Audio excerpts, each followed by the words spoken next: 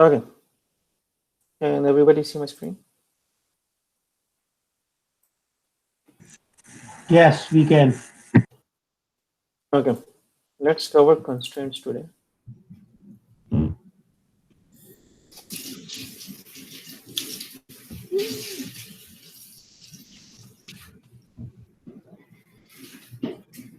These are the different types of constraints we have, and I'll explain what is a constraint. So first of all, what does constraint mean? Simple. Constraint means to enforce a policy. That is all. Constraint means to enforce a policy. So there are different types of constraints. There is primary key. There is primary key constraint. There is not null. There is unique constraint. There is not null constraint. There is default constraint,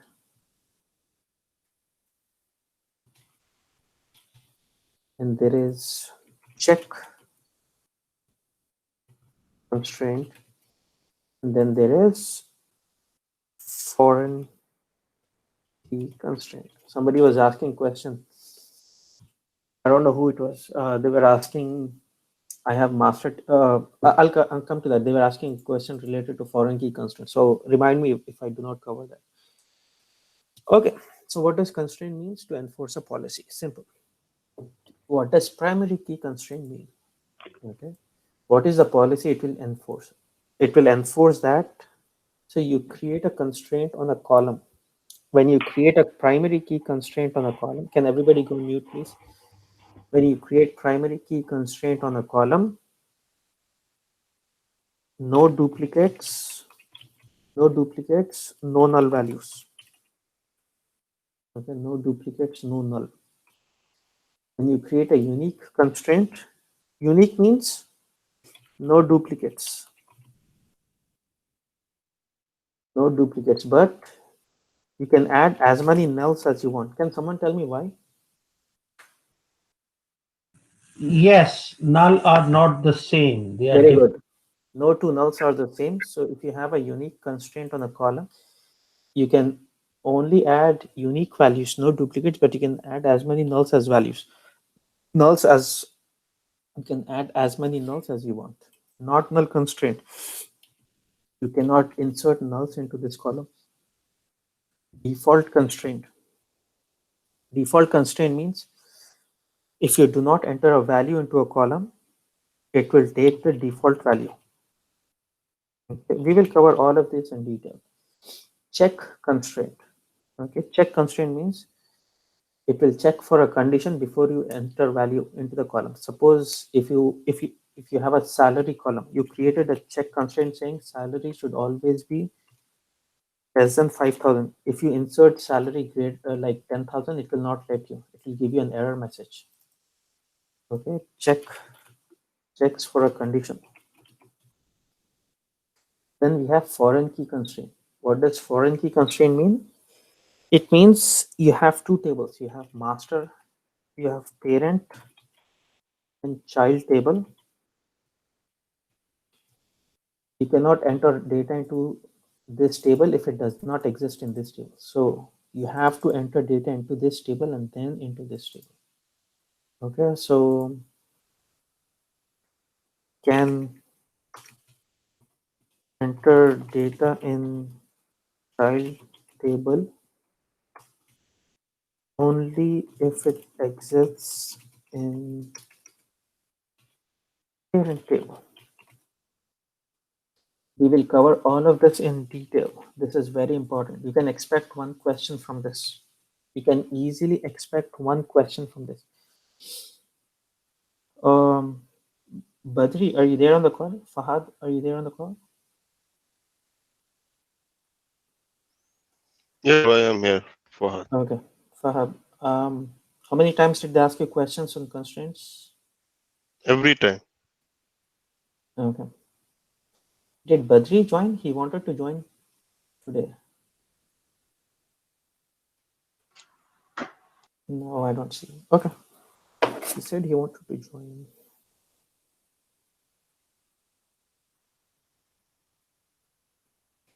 Sorry, guys, I got a little late today. I woke up very early and then I fell asleep. Okay. So what is primary key constraint? Suppose you have a table. Suppose you have an employee table and you have name and department ID and salary. Okay, you have up to 10, salary 1000. You have Fahad, department ID 20, salary 2000. Then you have another Abdul who works in. You have another employee whose name is Abdul. He also works in department ID 10. He also has a salary 1000. Now, I want to delete this Abdul from the table because this Abdul is not working fine. He's not working good. So you want to delete this Abdul from the table. So how will you delete this? You cannot, right? Because if you type in delete from table where name equals to Abdul, it will delete this and this. If you try delete from table where name equals to Abdul and department ID equals to 10, it will delete both of these records.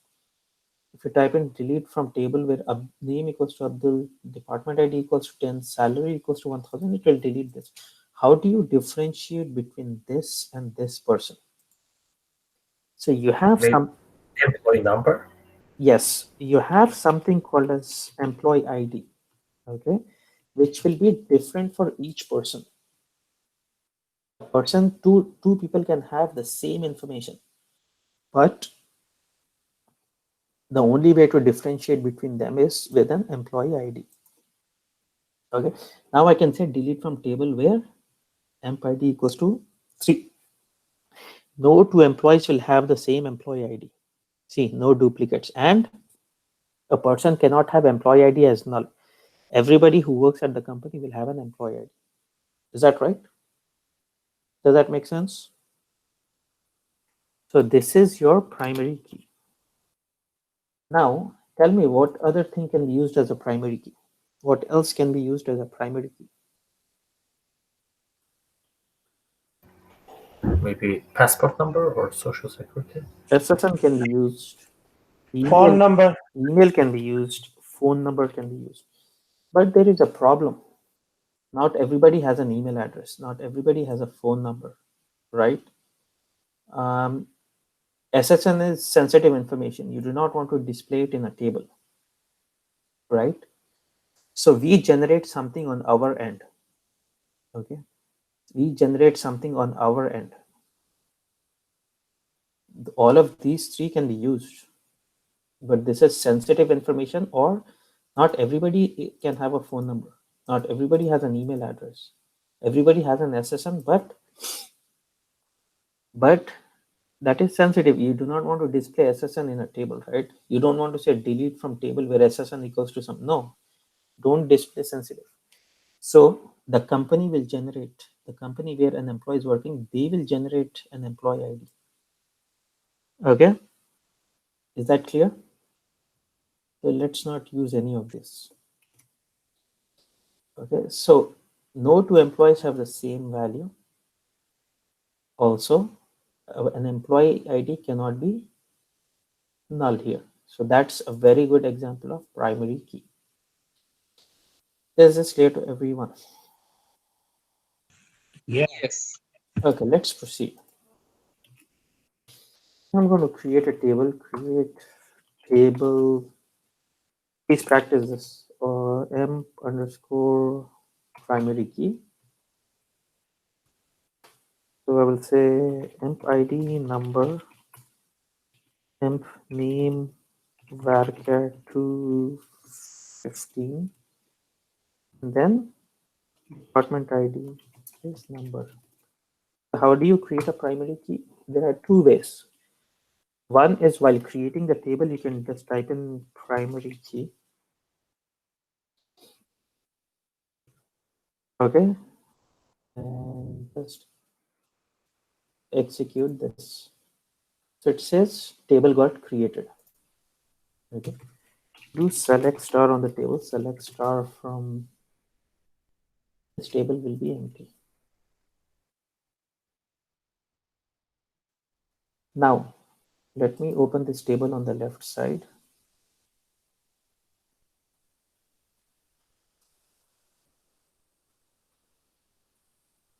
So when I open this table, see, this column does not allow nulls. Do you see that? This column does not allow nulls in it.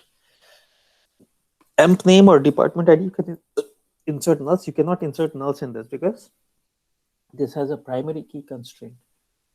Data model. Let's go to the constraints tab.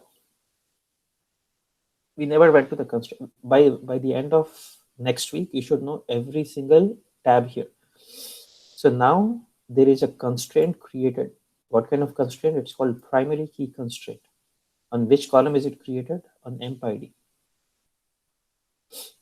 Is that clear? So database automatically creates a constraint sys underscore coo 8844 on this column. So when I created this constraint, when I created this table, is this clear to everyone?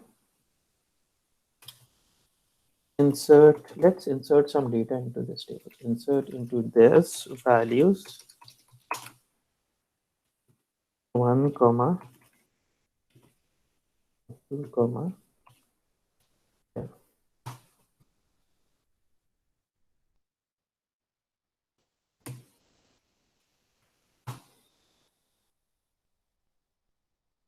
It says one row inserted and one record gets inserted. Now let me insert another value into this table. Can I execute this? Will this work? No. So when I execute this, it says unique constraint violated.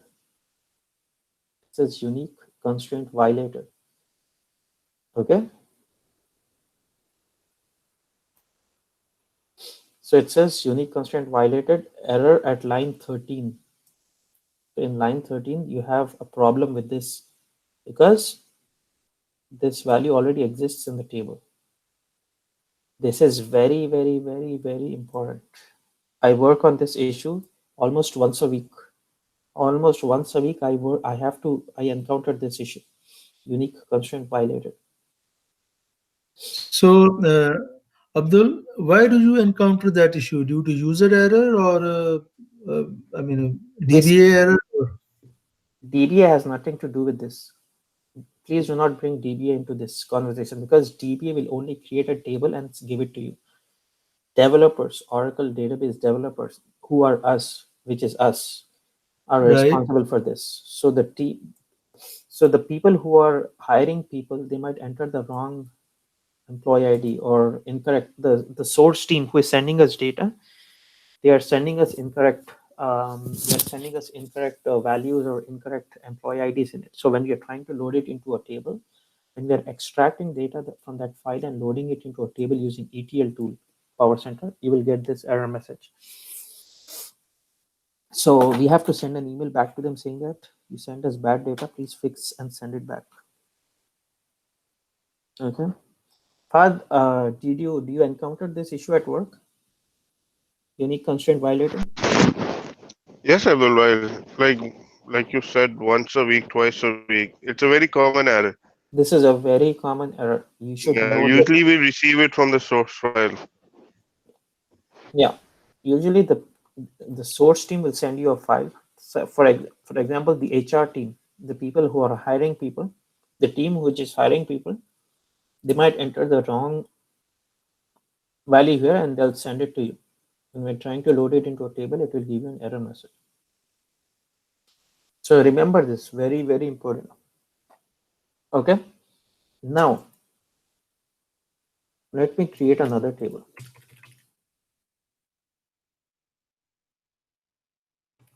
I'm creating another table without any primary key. I created this table without a primary key. Okay.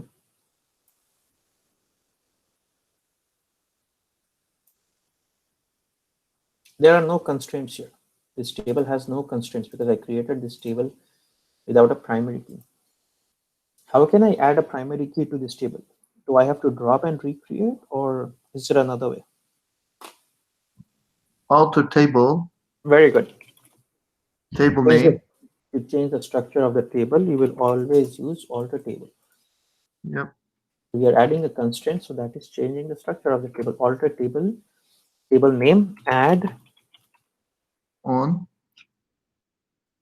primary key. This one in brackets. Just execute this. So it says table altered. Now if I go here and refresh this, now I will see this constraint. Previously it was 8844 on this table. Now the next one is 8845. Clear?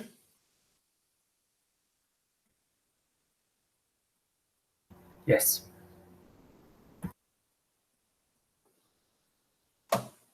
Okay. Now this one, it will not let you enter. Okay, Abdul, a quick question. For this primary key constraint, now you have like no dupes or no nulls. So basically, can we have a constraint? Okay, so it doesn't matter what data it is, whether it's numbers, varchar, or whatever. It can be number, varchar, date, anything, decimal, anything. Underlying concept is no duplicates, no null. Now if I try to insert null into this column, it will again say cannot insert null into this table. Okay, so no duplicates, no null. Primary key constraint is used to identify each record uniquely. So this can identify this record uniquely. This value can identify this record uniquely. This number can identify this, 3 can identify this record uniquely. Primary key is used to identify a record uniquely. Okay. Is this all clear to everyone? Yes. Try it out.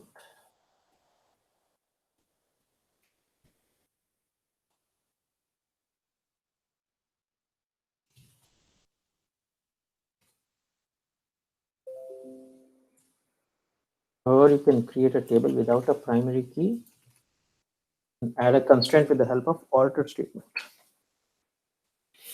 Try it out. I'll give a minute.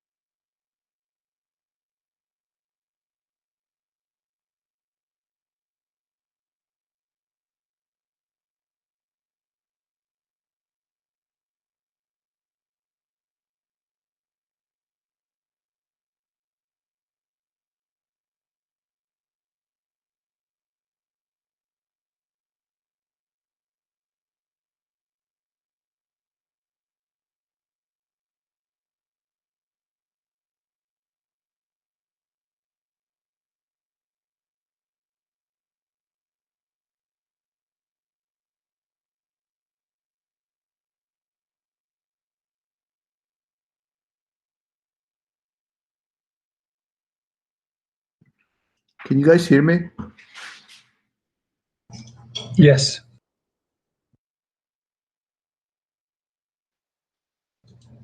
We can hear you. Okay, can I proceed? Yes. Sure.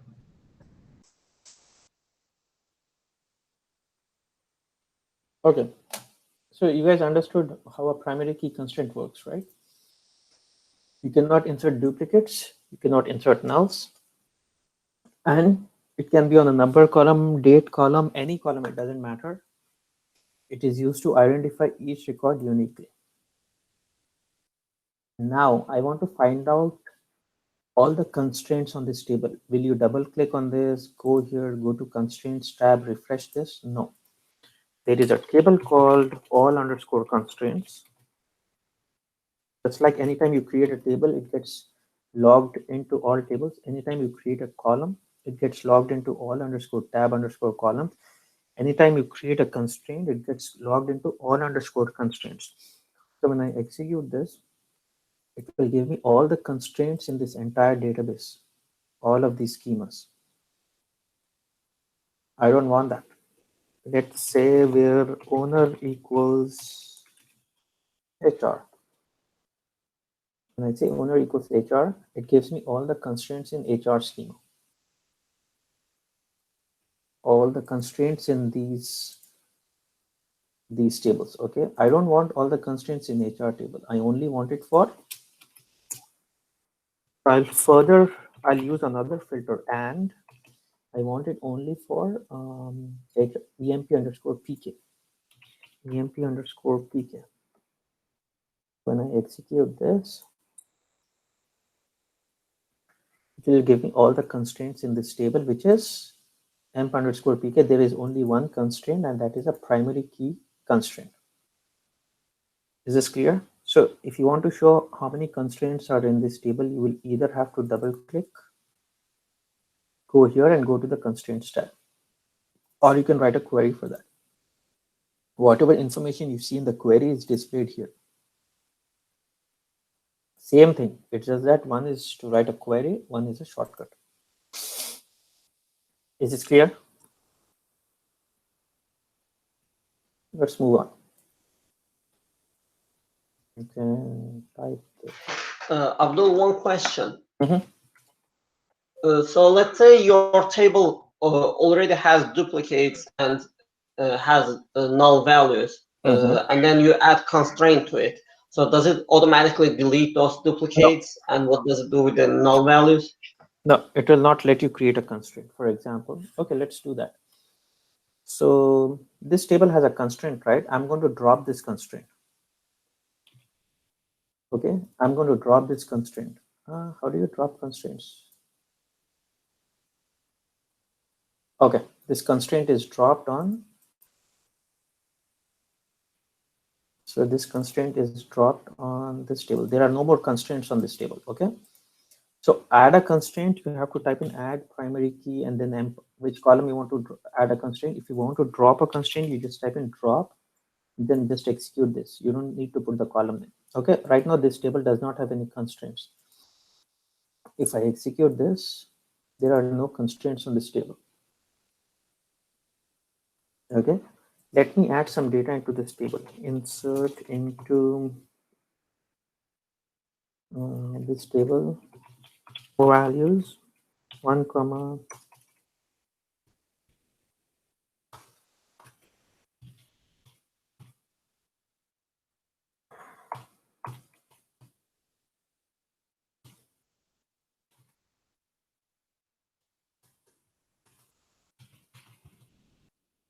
So I do not have any constraints in this table, so I can insert as many records as I want. And when I do select star from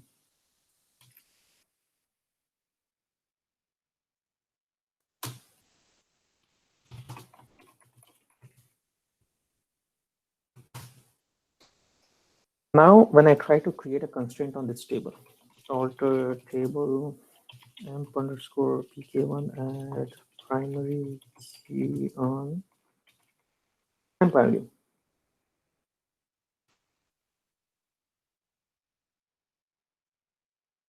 It will say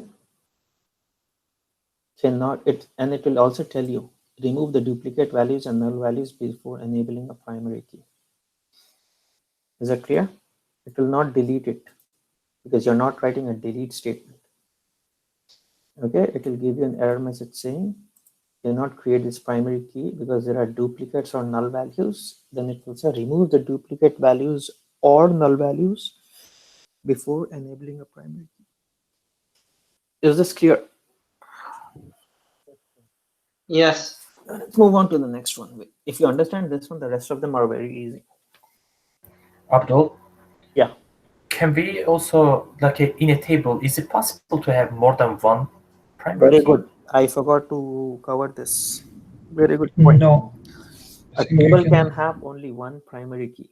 you cannot have more than one primary key in a table. Okay, it defeats the whole purpose. We can or we cannot? We cannot. It defeats the whole purpose, right? This column is used to identify each record uniquely.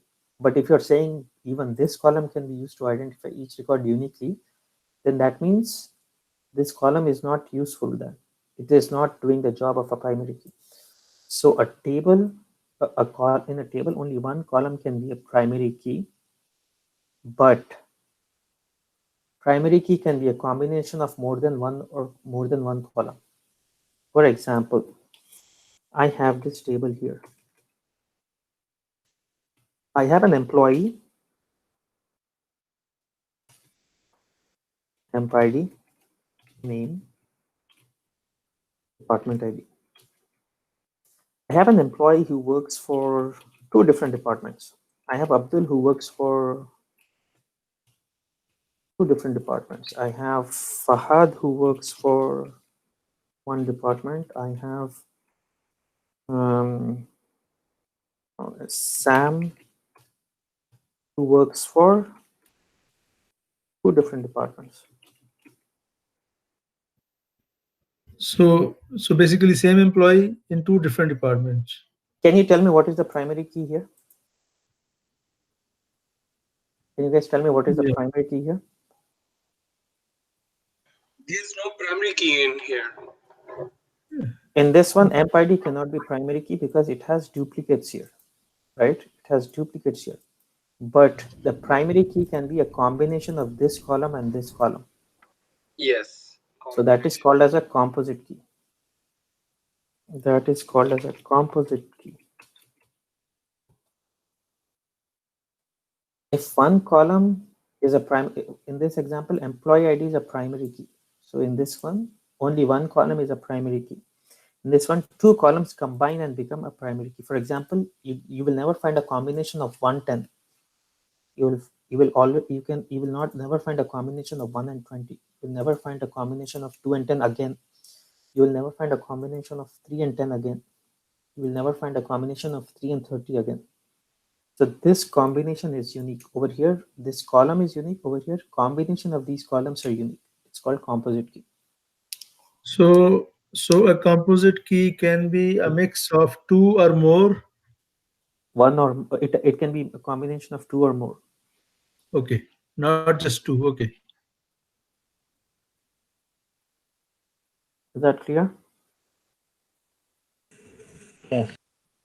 So Abdul, if you're gonna, let's say, create a composite key, right, for this table that you mentioned, so later on, can we add any person with a depth ID 10? Yeah, because you can add anybody who belongs to department ID 10 as many times as possible, because this is not a primary key. But for the same employee ID, you cannot add this one again. It will give you an error message. It will say this value already exists. You can add this one, okay, or you can add this one. You can add as many duplicate values in this single column. You can add as many duplicates values in this single column, but the combination will always be unique.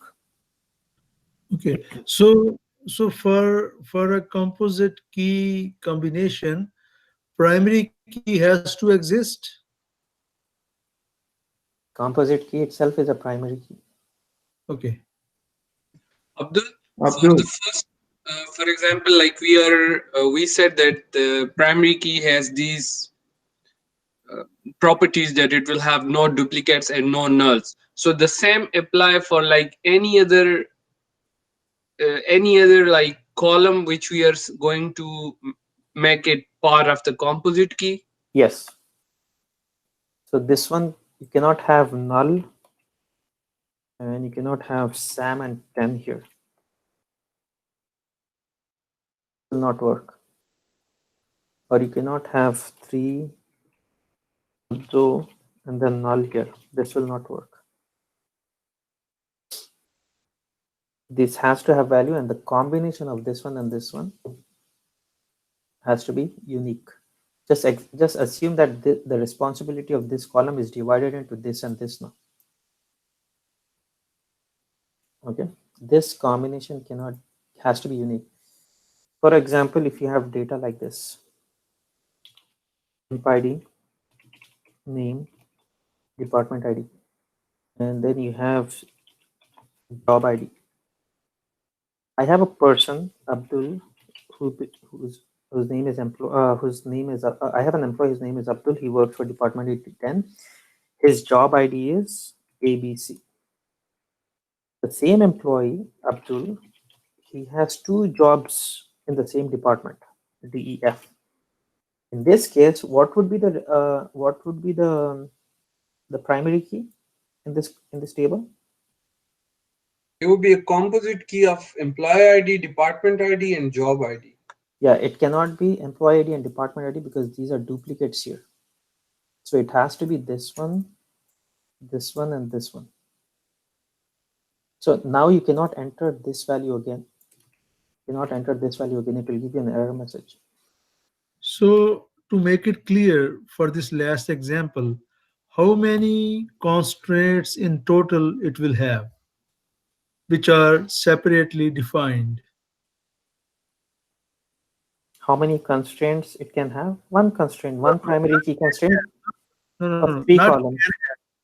Okay, so it will have, because my understanding is it will probably have 3 constraints. One for employee ID, it has No. to be like primary No. key. Okay. No. This table only has one constraint. It's called a primary key constraint. And it's a combination of these 3 columns. Let's move on to unique constraint. Okay. One more last question, Abdul. Maybe it might sound stupid, but I didn't get it. So, give me 1 second. Yeah, how we figure out like how we have to find the employees? You know, either it has a primary key or it is composite of different columns. So how we have to figure it out? Like which way do we have to look? You don't have to worry about that. Okay, you will get a data mapping document. Can you guys see my screen? Yeah, it's blacked out. Yeah, we can see it.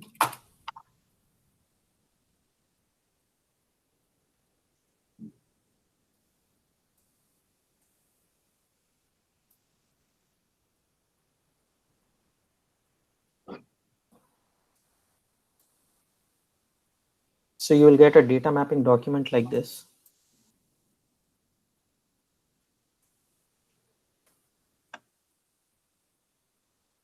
Abdul, this data mapping document is provided by the data architects or the business people? Please let me complete. Okay. Okay, so you will have a data mapping document like this. Okay.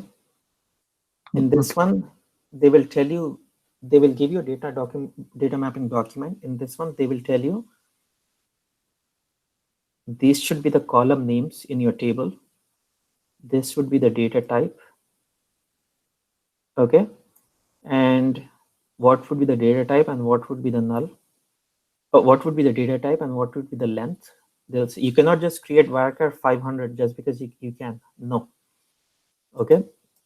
In this one, they will tell you this should be the primary key. Okay. And in this one, what would be in this one, you have to hard code a value. In this column, you have to hard code a value. In this one, you have to hard code. Okay. They will give you all of this. Okay. This you will get it from the business analyst. You will have somebody who is called a business analyst. He or she will provide you a data mapping document, which will say what would be the column names in this table. These are all the columns. These are all the data types and length. And if it's a null field or a not null field, and what would be the primary key. If it's black and bold, it's primary key. It's somewhere written here.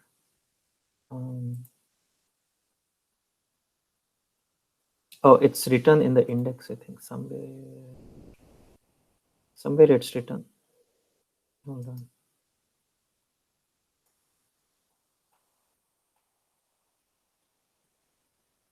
Somewhere it's written, or I think they just told. They just told us that black, bold, black and bold, it's going to be primary key. I don't know why I'm not seeing it. Yeah, see over here it's black and bold. This one is primary key. Over here, this is black and bold. This is primary key. Basically, it's provided by the company.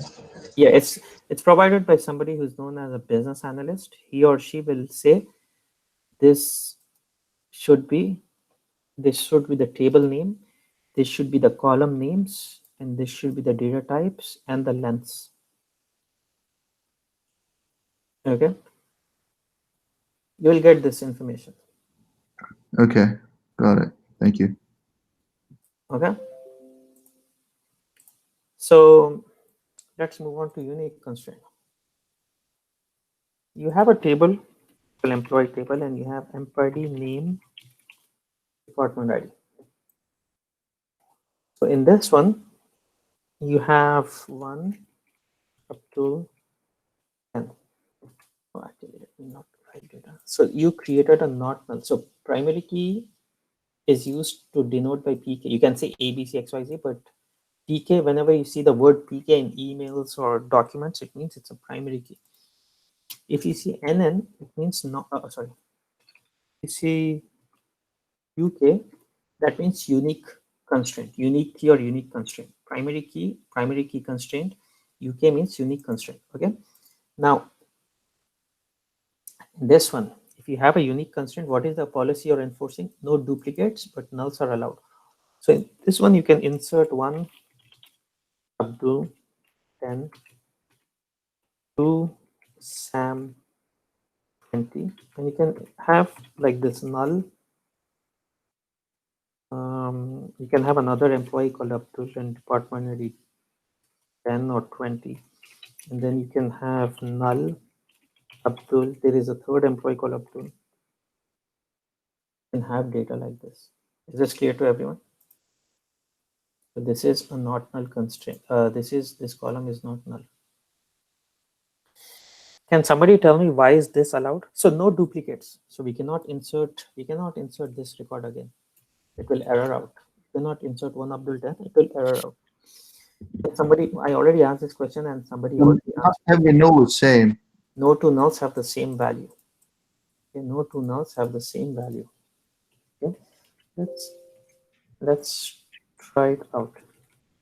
I already gave this, right? So let me delete it. So create table emp underscore unique constraint emp ID number not sorry, I keep saying not unique emp name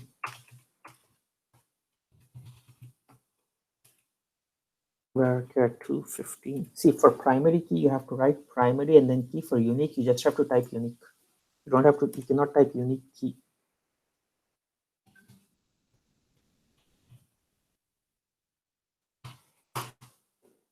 So this table got created. Let me see if the primary key constraint got created. Select from all underscore constraints where owner equals HR and table underscore name equals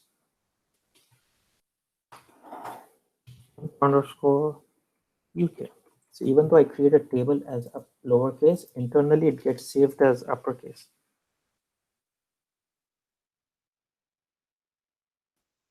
Oh.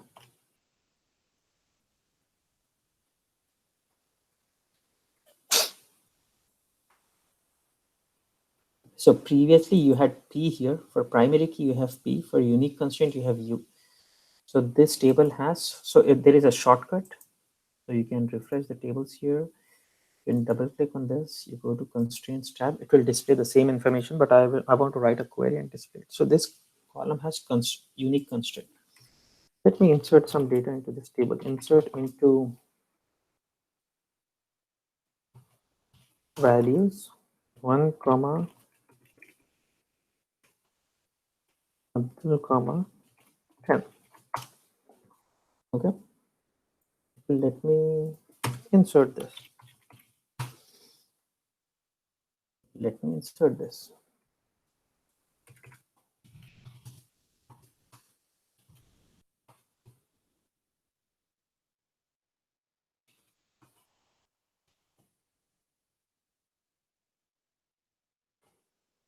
Okay, what happens if I try to execute this again? It will give me an error message saying unique constraint violated. Okay, unique constraint violated. That means you're not allowed to insert duplicates in this column. Now I can type in this. I can type in this. Oh wait, sorry.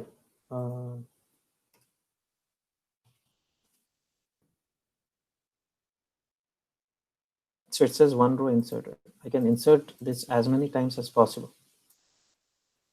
Okay, it will allow you as many nulls as possible because this null is not equals to this null, this null is not equals to this null, this null is not equals to this null. These are all unique nulls.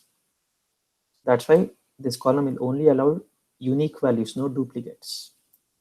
So a null can be a number also. They'll take your laptop and ask you to leave if you say null is a number. Null is an empty value. Okay, times. Okay, that's fine. But here's the thing: what is the data type defined for employee ID? It's a number. Okay, so there's upon those bases I was saying. So here, why it will only allow null to be entered if it's a number? Once again, null is an empty value. You cannot say it's a number or a space. Right, but it's fulfilling the condition of number data type. That's why we can enter it in employee ID. Null is an empty space. It's not a number or varchar or date or anything. It's an empty space. This Right. column is an empty space. It doesn't matter what's the data type here. Please don't say null. Okay. Null is a number. You No, cannot. got it. Yeah. So basically, that data type condition doesn't apply here because it's just null. Okay. It's just null. So you can, no duplicates allowed here, but you can insert as many nulls as possible.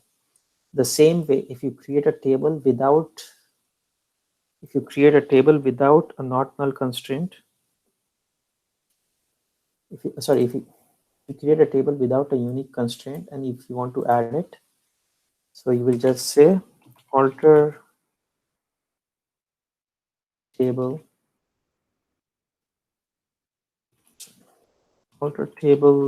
name. So right now this table does not have any constraints on it. This table does not have any constraints on it. So how do you add a constraint? You cannot drop and recreate. You have to type in alter table name, add unique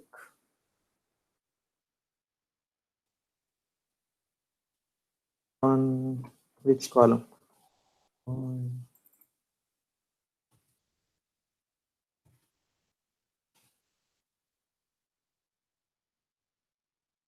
So it says table got altered. Now if you execute this, it will show you that there is a unique constraint on it. Value u. Is this clear to everyone?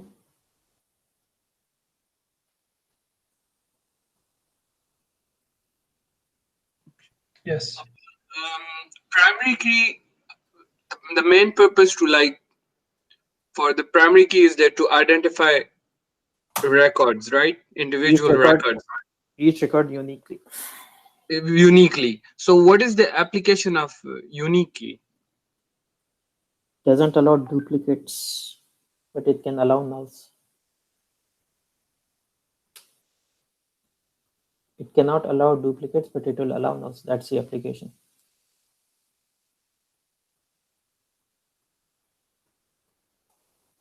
Can we proceed? No, that's it. Thank you. Sometimes you hire people and you don't know which department they need to belong to, right? Sometimes you hire people, you don't know which department they should work for.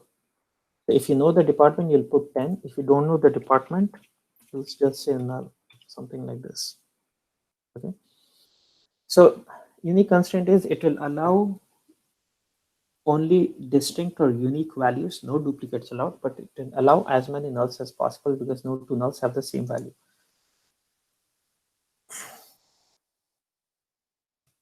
Let's move on to not null constraint.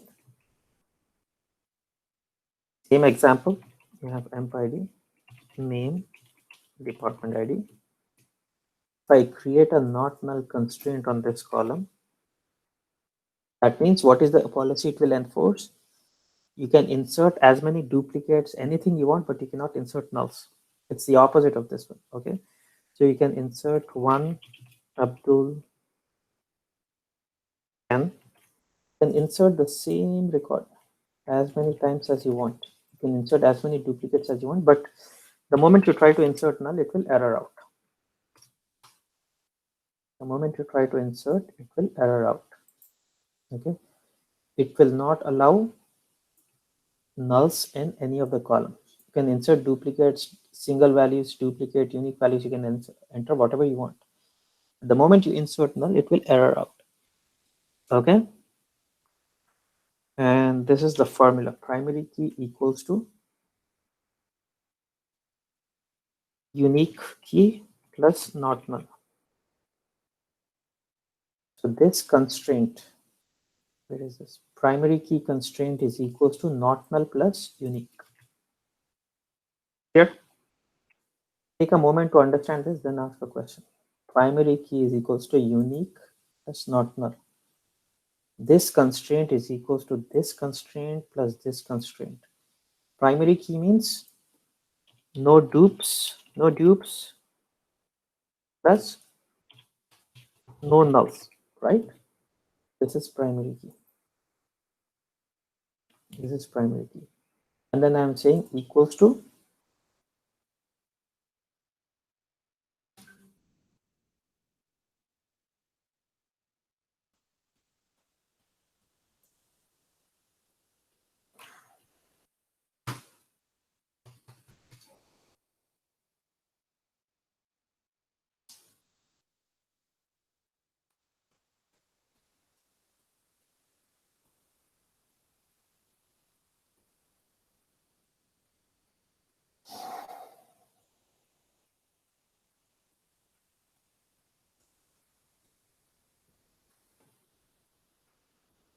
okay. I don't know why this keeps coming up. So I'll just put it here.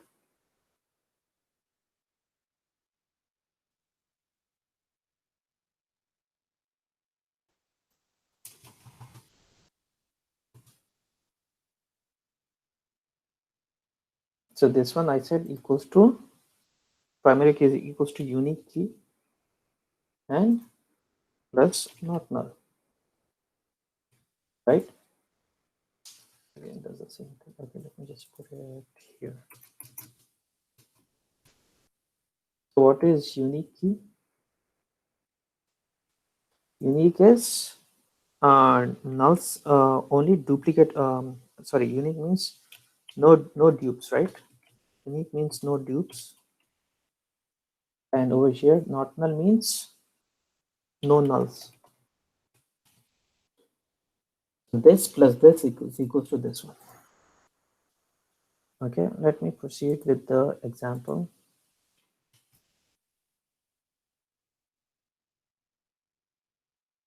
Get rid of all of this. Let me create a table. Create table emp underscore nm, not null. We'll take a break after we finish these three. Create table emp underscore nm, emp id, number, and then I will say not null, emp name, and this is going to be varchar 215, and then this will have department ID and this will be number. created this table. Now I want to see if there is a constraint. What kind of constraint is it? Select star from all underscore constraints.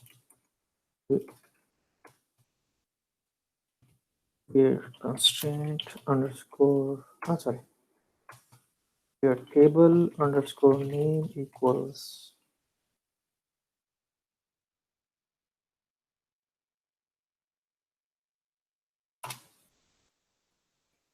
okay, it's saying C. Okay, so we already saw P, U and C, right?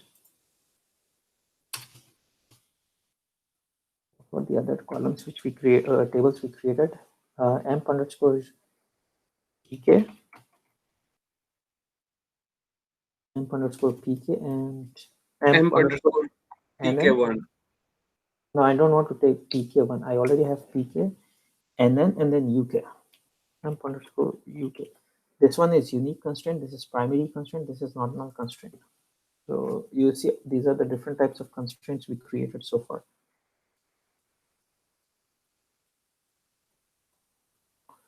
Primary key constraint on this one, unique on this one, and not null on this one. Okay. Now, let me try to insert some data into this table. I'm not allowed to insert nodes in this. Insert into this values. I can insert as many duplicates or whatever I want.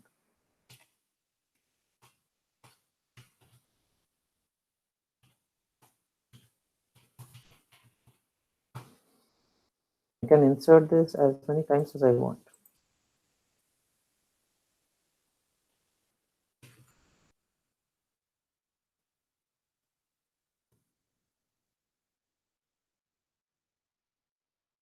Okay, I can insert, no, I don't, this column can take as many duplicates as you want. But the moment I try to insert null,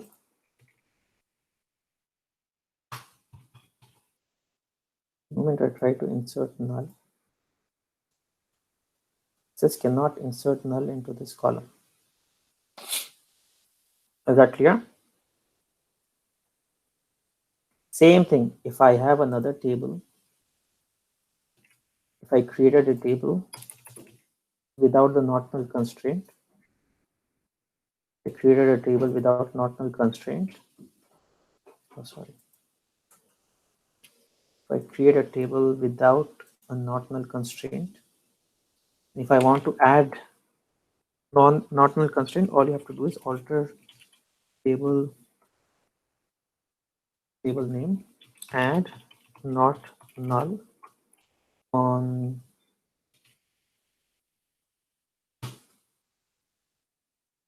why is it doesn't like this? I don't think it will work. I think it's gonna be modified. Add constraint. Said modify. Sorry, you said modify. Yes.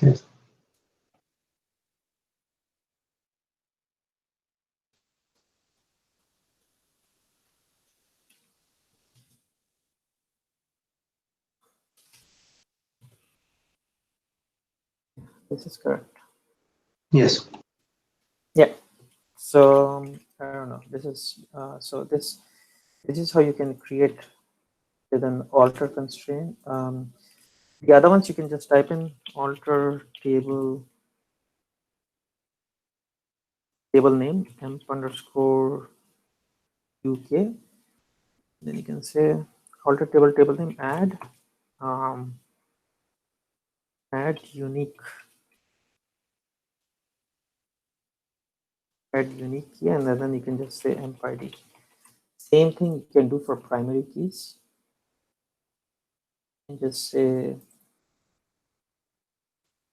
alter is slightly different here. Add primary key. Okay.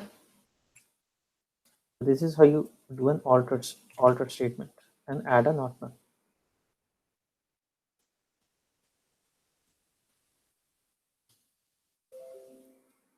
Is this clear? 3 constraints. Yes, Abdul. The constraints are clear. I have one question on composite key. Okay. So when you are adding a primary key constraint on any column, so while coding, we just write like create table emp id number primary key. Right. So in case of composite key, we have to mention primary key for like all the columns we want to make primary key on. Google it. Google it. Try it. It's very easy. Okay.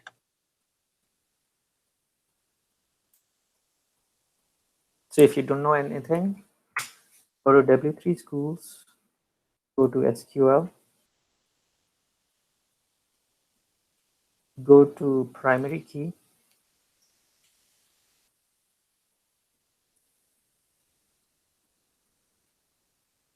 this is how you can create a composite key. Alter table, table name, add constraint, primary key on these 2 columns.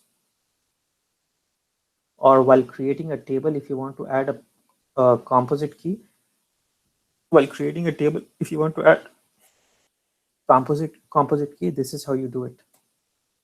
You don't say primary key here, here, here. At the bottom, you type in constraint, primary key, and then whatever columns you want.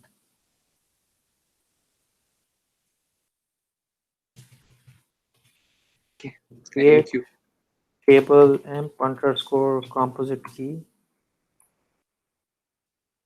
emp id number, emp name varchar to 15. You have department ID number. At the end, you will say constraint. You will say constraint primary key, and then you will say emp ID, department ID.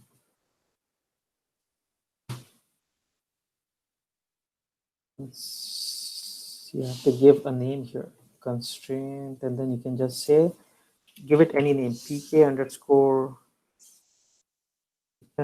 emp ID underscore dptid. Okay, so you have to give a name. If you don't, previously we were not giving a name, so it was taking. Okay, I'll show you. So table got created.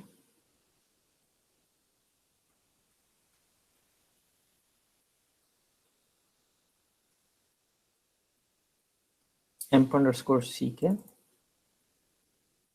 So previously you saw how constraints were getting created, right? So previously constraints were getting created like this, sys, because we were not giving it a name. In this case, we gave it a name. So the constraint name is this, and it's a primary key constraint, and it's on 2 different columns. Okay. Now let me insert data into this table.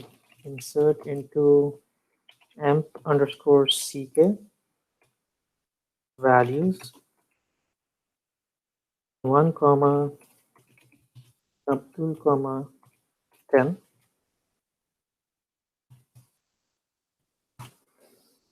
Let me insert this value. Okay, if I try to insert again, because 1 and 10 are already present, that combination will not let me insert. I can have 1 and 20. Let me insert. Okay, I can have 2 and 10. That combination never existed before. Okay, I can have 2 and 20. That combination never existed before. Right?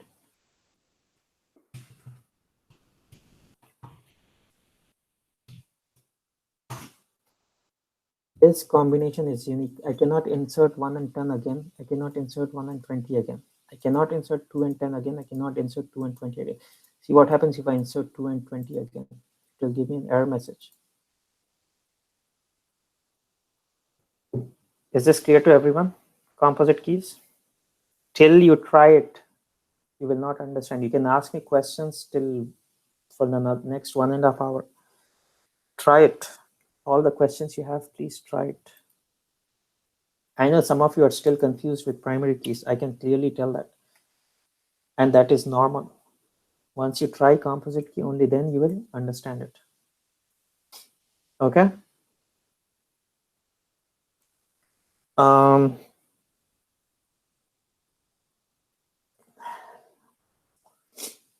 Is this clear to everyone?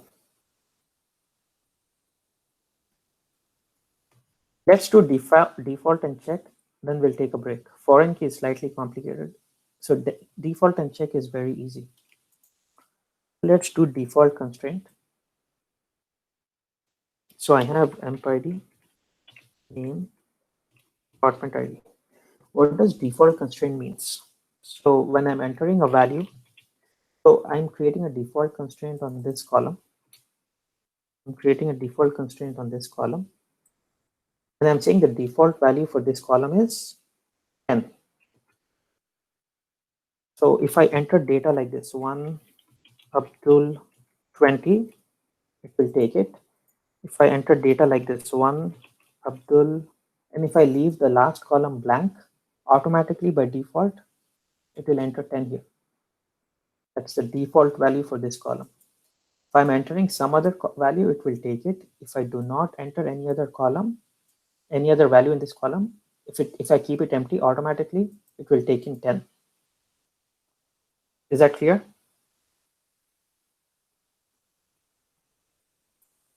What if we don't put the like department ID? We'll just leave it empty. The first one, the first Abdul. Mm-hmm. So how are you gonna choose the default? How is gonna choose the default? You know what I mean? Because it's empty. The first one is empty as well. This one is created when you create a table. So when you create a table, you say default value is 10.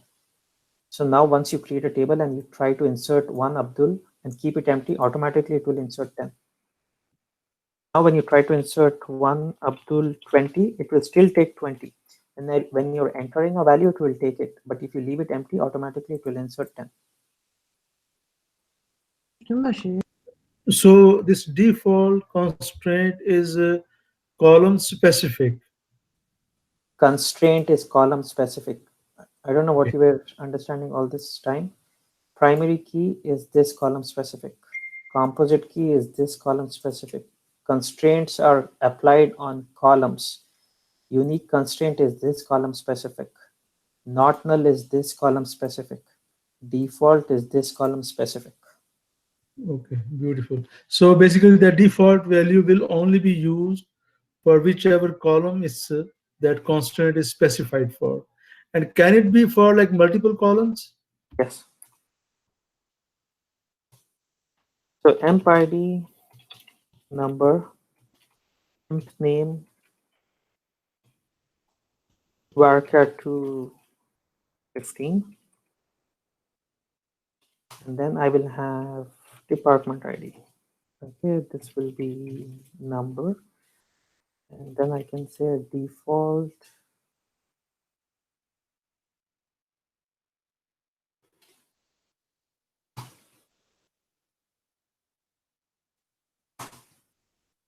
just table created. Okay. Now, sorry.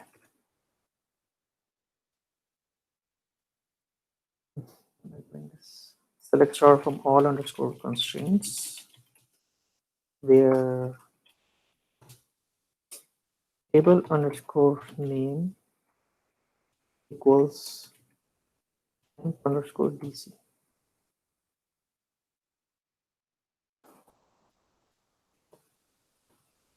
So default constraint is slightly different than other constraints because it will not show up in the constraints table. Okay, that's an Oracle policy. All the other constraints will show up in the constraints table. Default constraint will not show up under the constraints tab. It will not show up under the constraints tab, or it will not show all constraints table. How do you know a column has default value? Go to the structure of the table. You will see that here. The default value is done. Okay, so this will not show up under constraints. It will only show up in the default value in the columns tab. So try this out.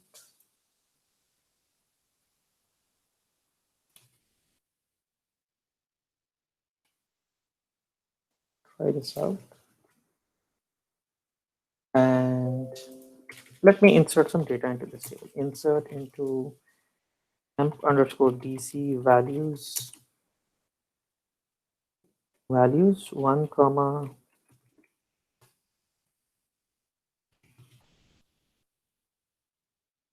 Abdul comma 10.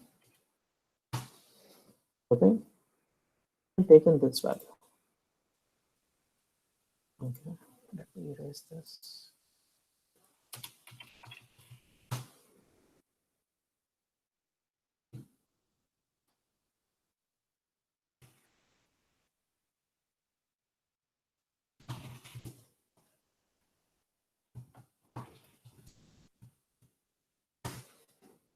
So you see this value. Now if I try to insert 20, it will take in 20. Okay, it will take in 20. But if I leave this column as blank, it will automatically insert the default value of 10. Okay, so let me insert that. Insert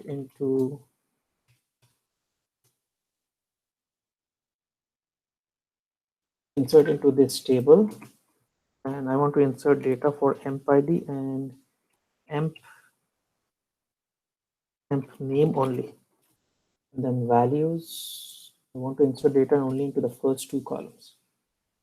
Let me make this something different. Sam, see what happens now.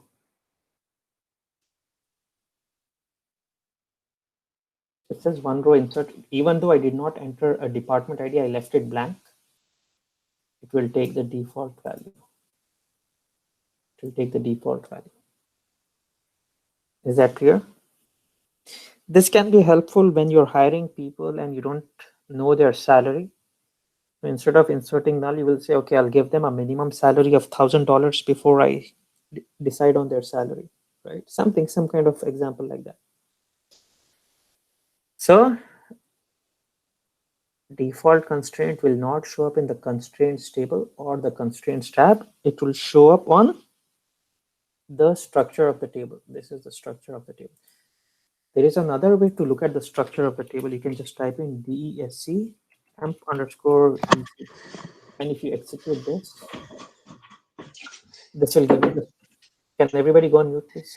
See, when you type in describe and then the table name, it will give you the structure of the table. It will give you the structure of the table, or the shortcut for this is, so everything has a query and a shortcut. So you double click on this, it will take you here.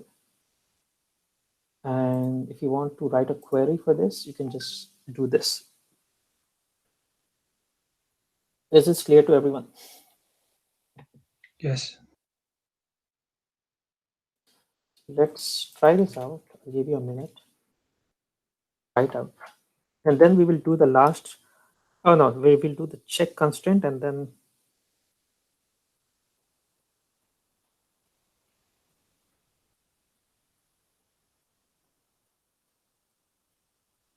I'll do the check constraint and then we'll take a break.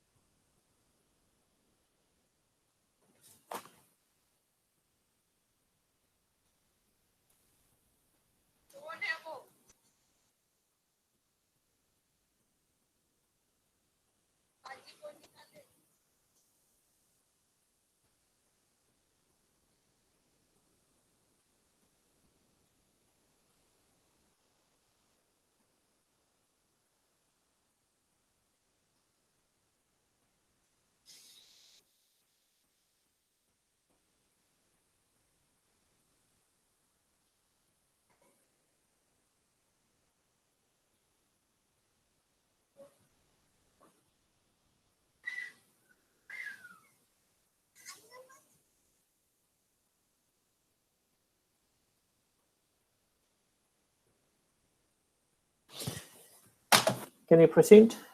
Is this clear? If you understand primary key constraint, you can understand all of these. So let's do check constraint and then we'll take a 10-minute break. What does check constraint mean? Once again, this constraint is created on a column. And what is the policy, or what does constraint means? It enforces a policy. What is the policy you're enforcing? It should satisfy a condition. Okay. So suppose you have a table like this, employee name, salary. Okay, you created a check constraint on this column saying that salary should always be less than 5,000. Okay, so if you enter a salary greater than 5,000, it will error out. Okay, the condition is salary should always be less than 5,000. If you enter something greater than 5,000, it will error out. If you enter less than 5,000, it will take it. You can take duplicates, nulls, anything. But the moment you enter something greater than 5,000, it will error out. Let's do a practical example of this. I'm going to erase all of this. So I'm going to say create table emp underscore check constraint. So emp ID number,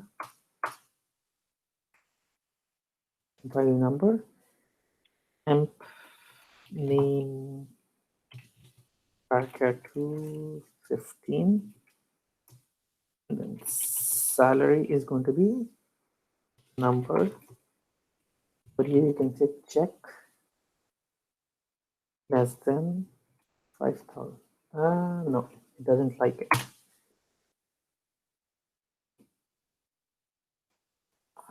Sorry, let me look at it quickly.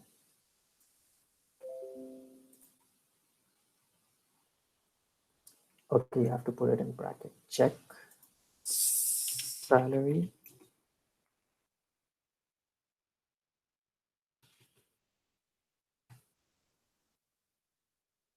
I think we should put equal as well, right? After This should work. Before 5,000. No, I want the salary should always be less than 5,000. If you put equals to 5,000. No, not equal. After that symbol. That less symbol and the equal then. Okay, yeah, you can do this one also. So it will take in 5,000 or less. Give me 1 second.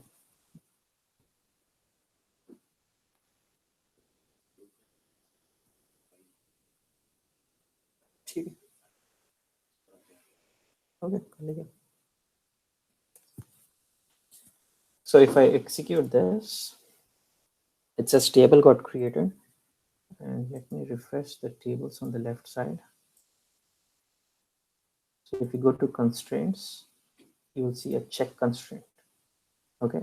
You can query all underscore constraints as well. Now let's insert data into this table. Insert into emp underscore cc values 1 comma Abdul comma 4,000.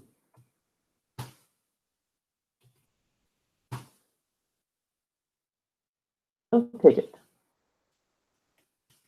Maybe you can play around with this.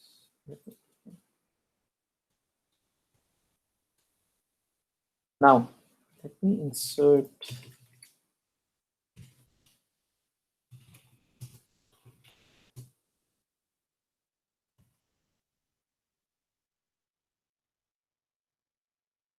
let me insert 5,000 also will work because we said equals to, right? To even this will work. Okay, even this will work. But the moment you insert something greater than 5,000,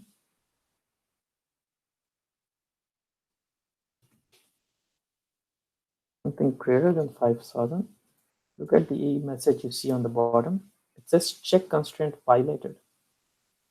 So this check constraint got violated. You are trying to insert a value which is greater than the maximum value allowed for that column.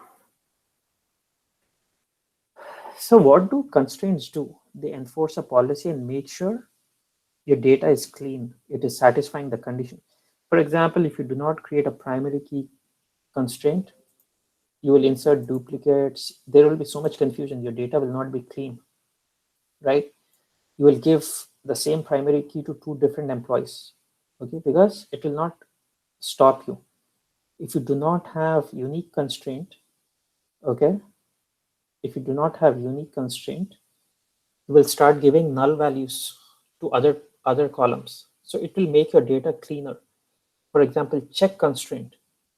If you do not put salary less than 5,000 and the company policy is, the business rule is, nobody should earn salary greater than 5,000. And if you do not put this condition, you will start entering values greater than 5,000 and nobody will stop you, right? Nobody will prompt you saying, the database will not prompt you saying that stop, you're not supposed to do this.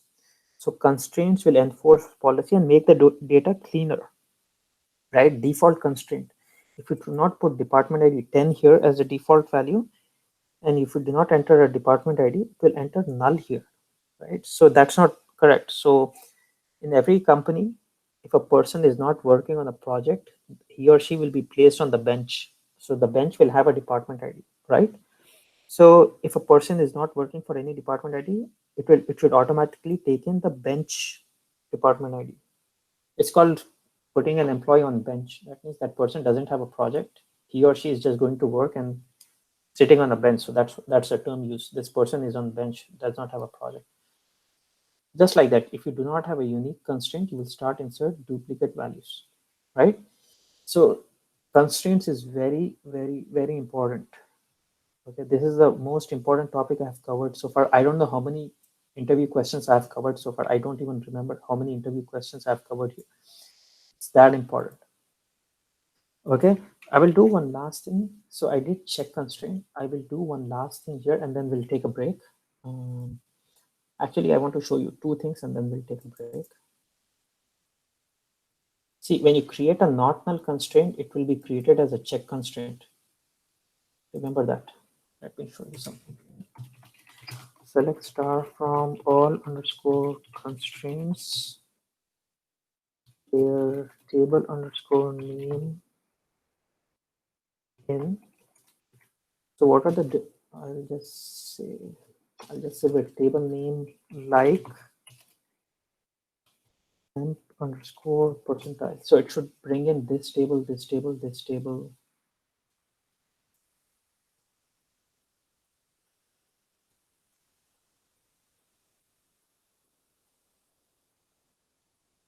Oh, it's bringing in more than, okay. And then I will say and table underscore name not equals to employees. It will bring in everything and then it will ignore this employees table. I don't want this table. See how many constraints this employees table has? It has these many constraints. Every column has a different constraint in employees table. Why am I bringing? Okay, wait, let me not do this.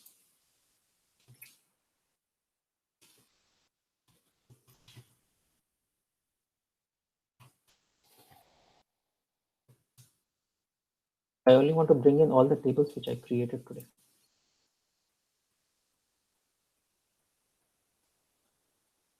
See, I created not null constraint is created as C. Yeah, let me make it better. Sorry. Table underscore name like. So I have amp underscore pk. This is the first table I created. Second table I created was amp underscore uk. Third table I created was amp underscore nn.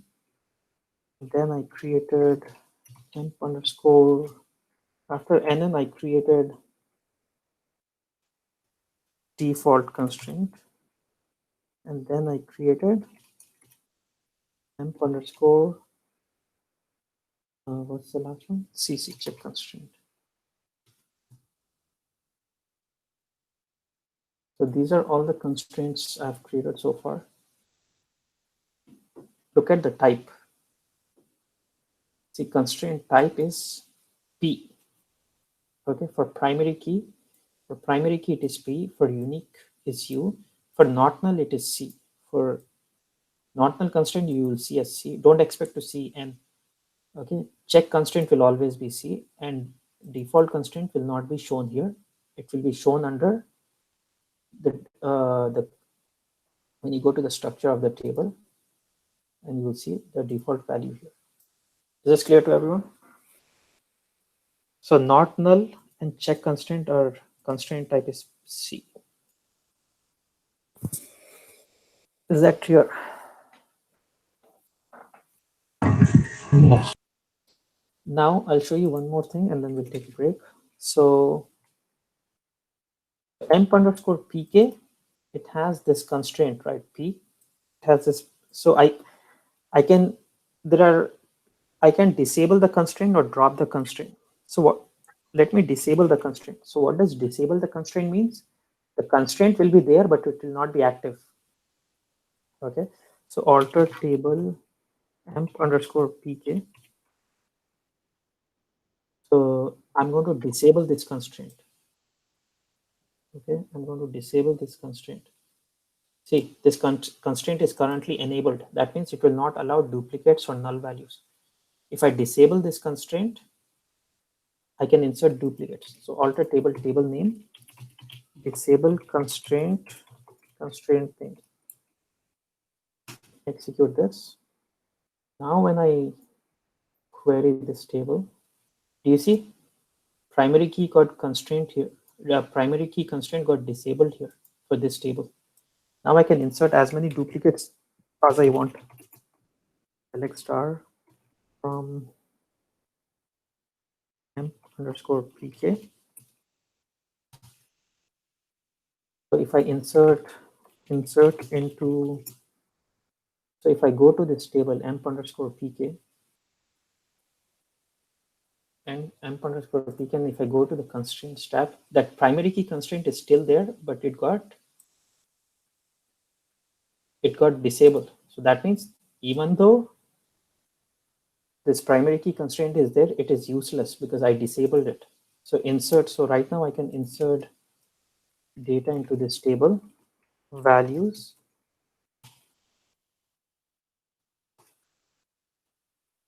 one, comma,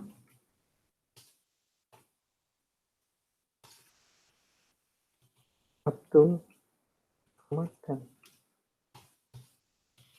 So even though the primary, so suppose somebody says, I have a primary key, but I'm still inserting duplicates into this table, check if the constraint is enabled or disabled. See, even though there is a primary key constraint, I'm able to insert duplicates in this column because this is disabled.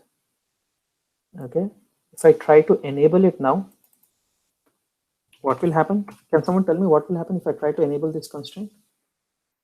It cannot be enabled again. It cannot be enabled again because you already have duplicates here. So you have to delete and then enable the constraint. So you can disable and enable constraint. You can drop and add constraint with altered table. Okay.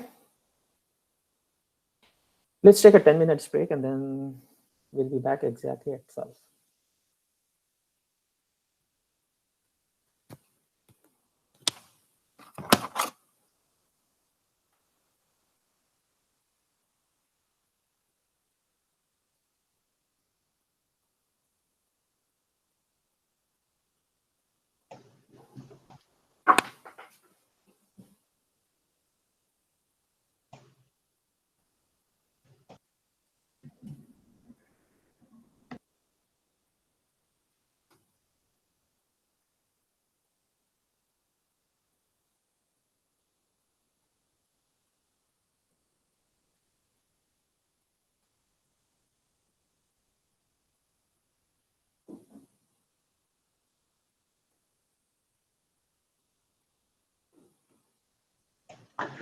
Rami,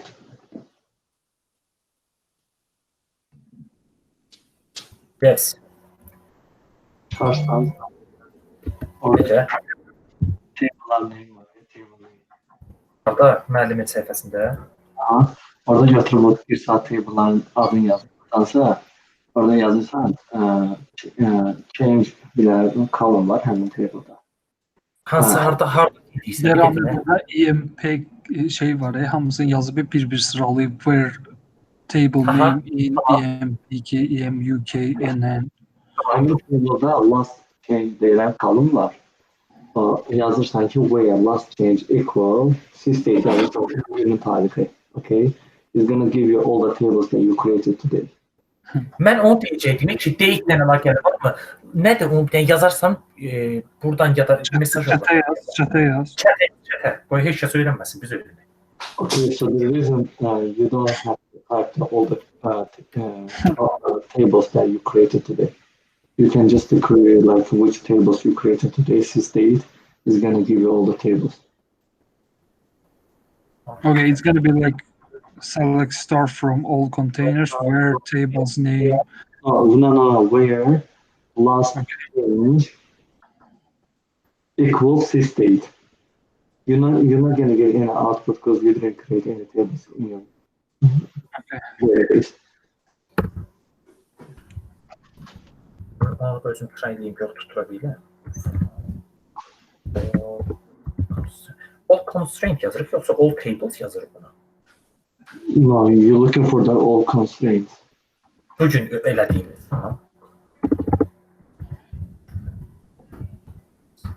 All constraints where last date dedin, düzdür?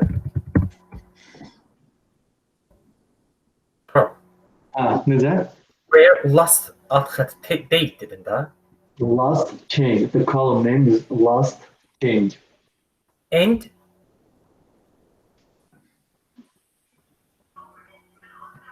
Çata yazma bro. Okay, wait a minute. Where hissəsini yazsam da seyir. Where hissəsini yaz.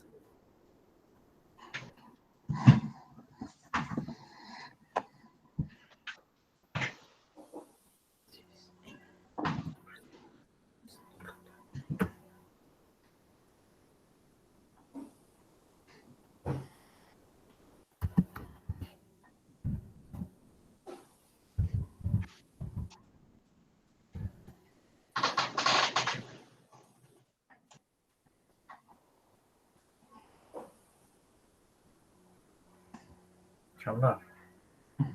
Ben mesaj yazdım əlimcəndə, gələcəm. Kolay gelsin, get.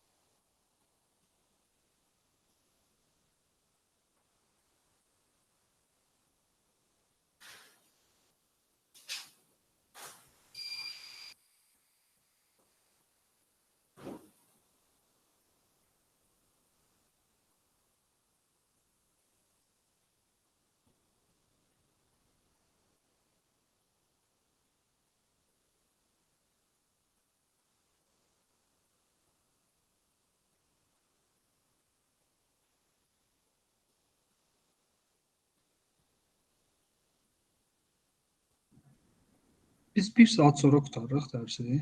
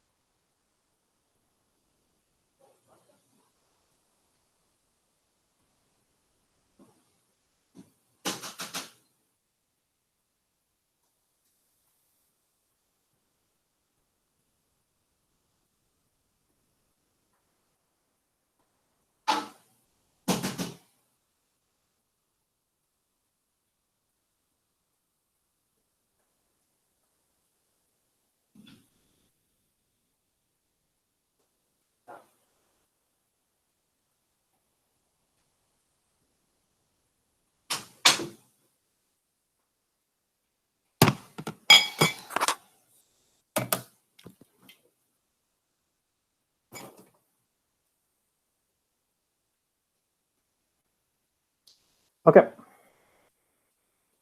Is everyone back?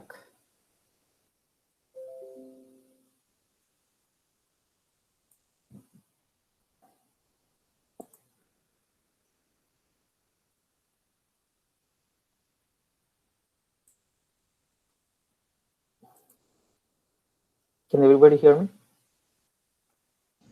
Yes. Okay. Yes, Abdul. Okay, let's proceed. So we did all these. We'll do this one, foreign key constraint.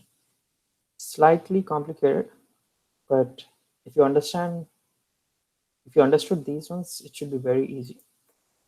Okay, foreign key constraint. Same table. Suppose you have employee table. You have emp ID, name, department ID.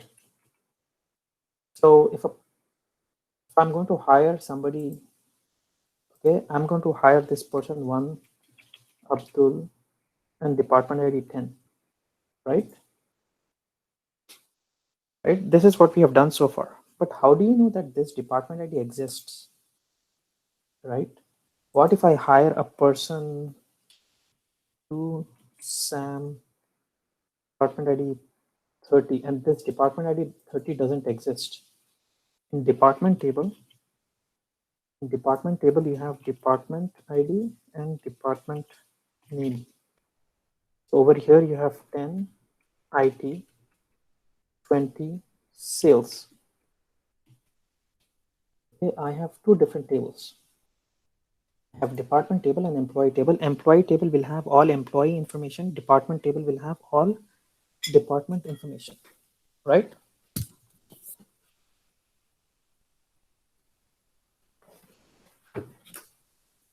Now these two tables do not have any relationship between them. These two tables do not have any relation between them. Now, if a person does not know what is in this table, and they start hiring people for a department which doesn't even exist, that doesn't make any sense, right? On day one, when this person comes to work, he or she will try to go to department ID 30, and department ID 30 is not even there, right?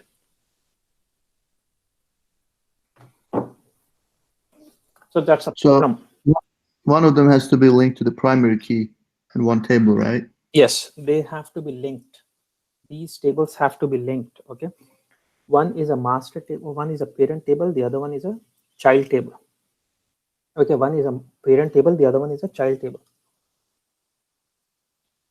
So can someone tell me which one is parent and which one is child? Emp table is the parent because it has the primary key. If we select department as a primary key, and department with department ID and department name is the child table because it's dependent on the emp table. It's the opposite. What you said is wrong. It's the opposite. Department is parent table. Okay. So unless, why is department parent table? Unless this department ID doesn't exist, you cannot insert that over here, right? So this has to be loaded. This table data has to be inserted first here and then here, right? Right? Yes. So department is your master table or parent table, and employee is your child table.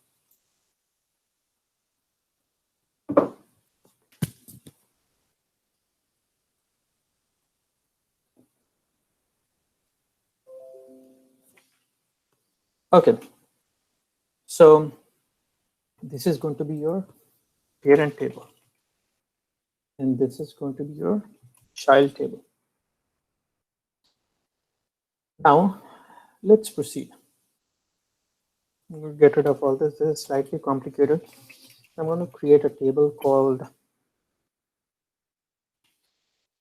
emp underscore foreign key.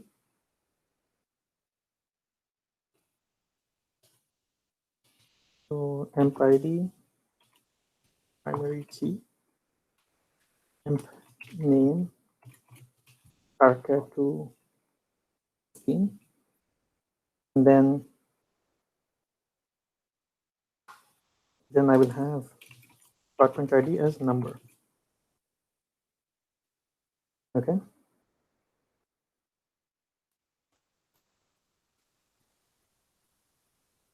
Oh, sorry, I forgot to put the number here. Yeah, this table got created.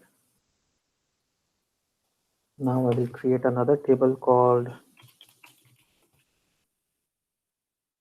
underscore foreign key. This one will have department ID, number,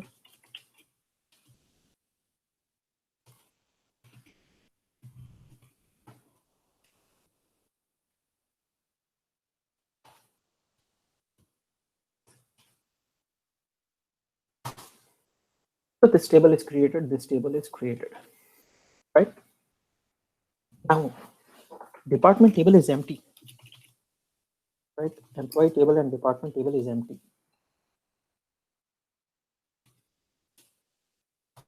This table is empty, okay? I do not, I set up a company. I did not decide on the departments, but in the employee table, I can insert into table values 1, 2, 10. So it is letting me insert data into the employee table, even though department table is empty, right? Which doesn't make sense. How can I hire a person into a department if that department doesn't exist?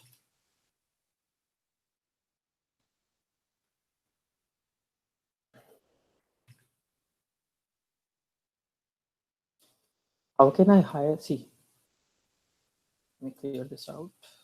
Execute this.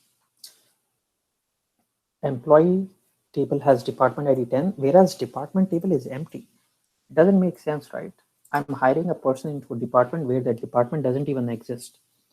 So technically, you can do it. You can write insert statement, but functionally, it doesn't make sense. You cannot hire a person when that department doesn't even exist in the company, right?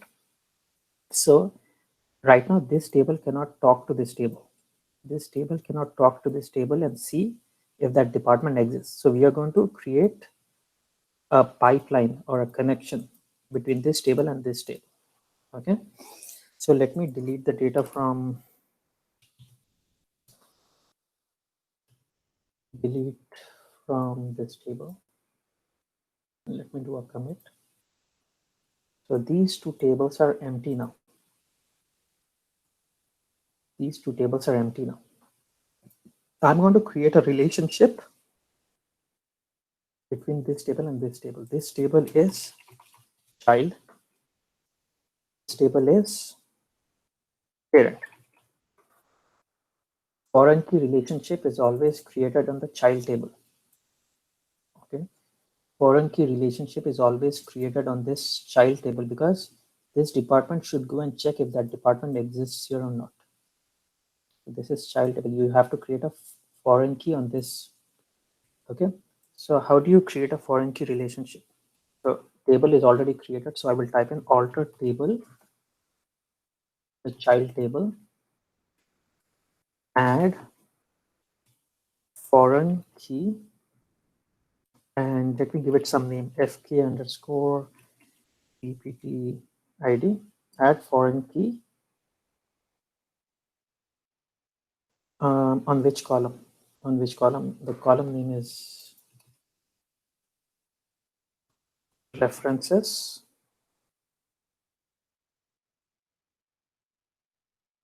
Abdul, question. The foreign key that we're gonna create, it's gonna be the primary key on the other table, right? Yes. Okay. So over here, this is the primary key. Over here, this is the primary key. You cannot create, this is, so you're going to create a relationship between this column and this column. So this has to be a primary key. Otherwise, you cannot create a foreign key relationship between these two. So alter table name, add constraint foreign. Sorry, remember the exact syntax.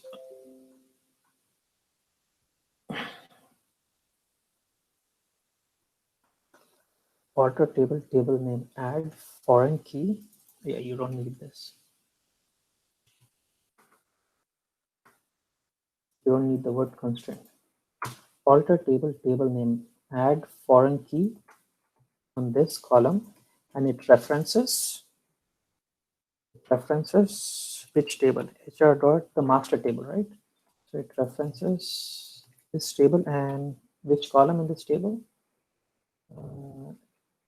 References DPID. Okay.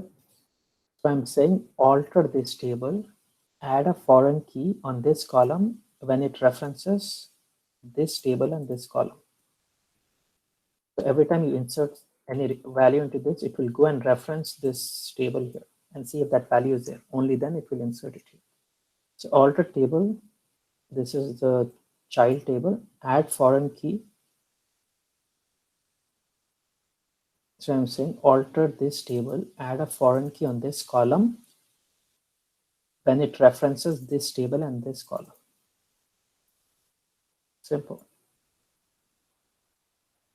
This table got altered. Now I'll go and refresh. Oh, no, not amp underscore pk.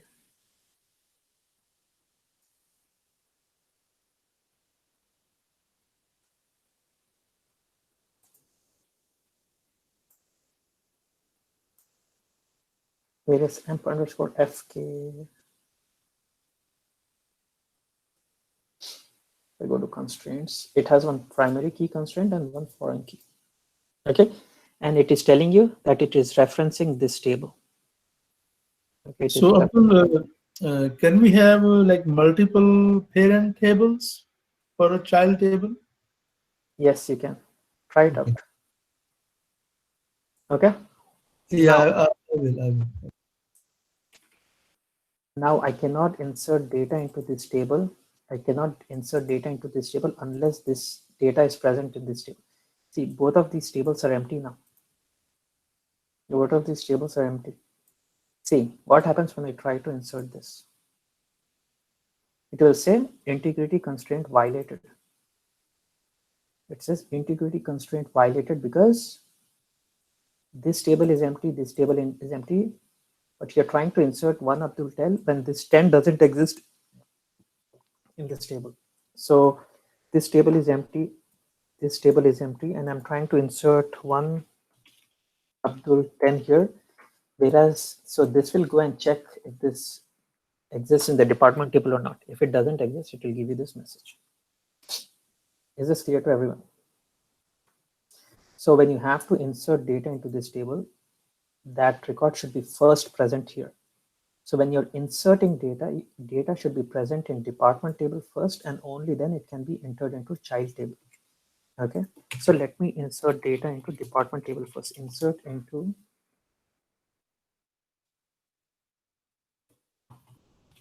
values 10 comma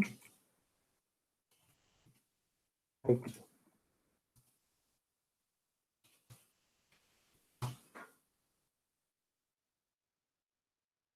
Okay, now when I execute this, parent table has 10 IT. Now I can insert 1 up to 10.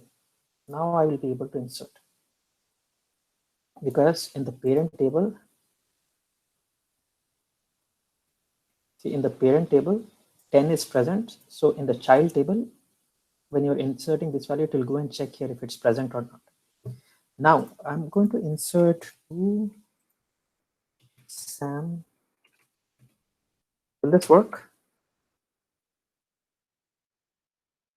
Will this work?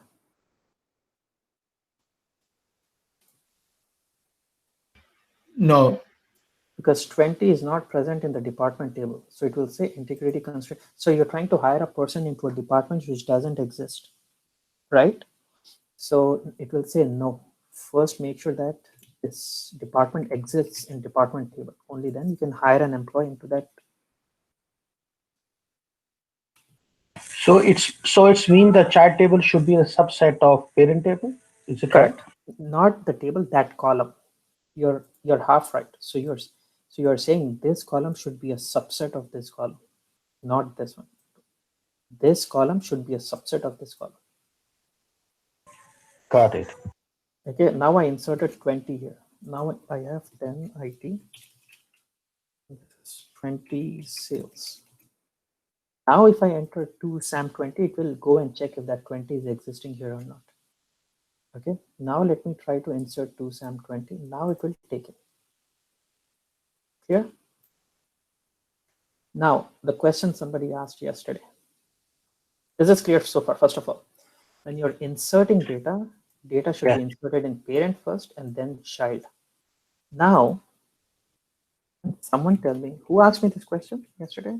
When you're deleting data from two tables which have foreign key, primary key relationship, I forgot who asked. Turab? Yeah, Turab asked all the tough questions, which is good. Okay, so Turab, now you answer me.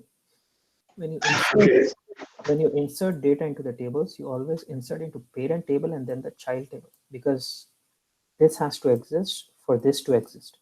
This has to exist for this to exist. Without parents, there can be no children, right? No.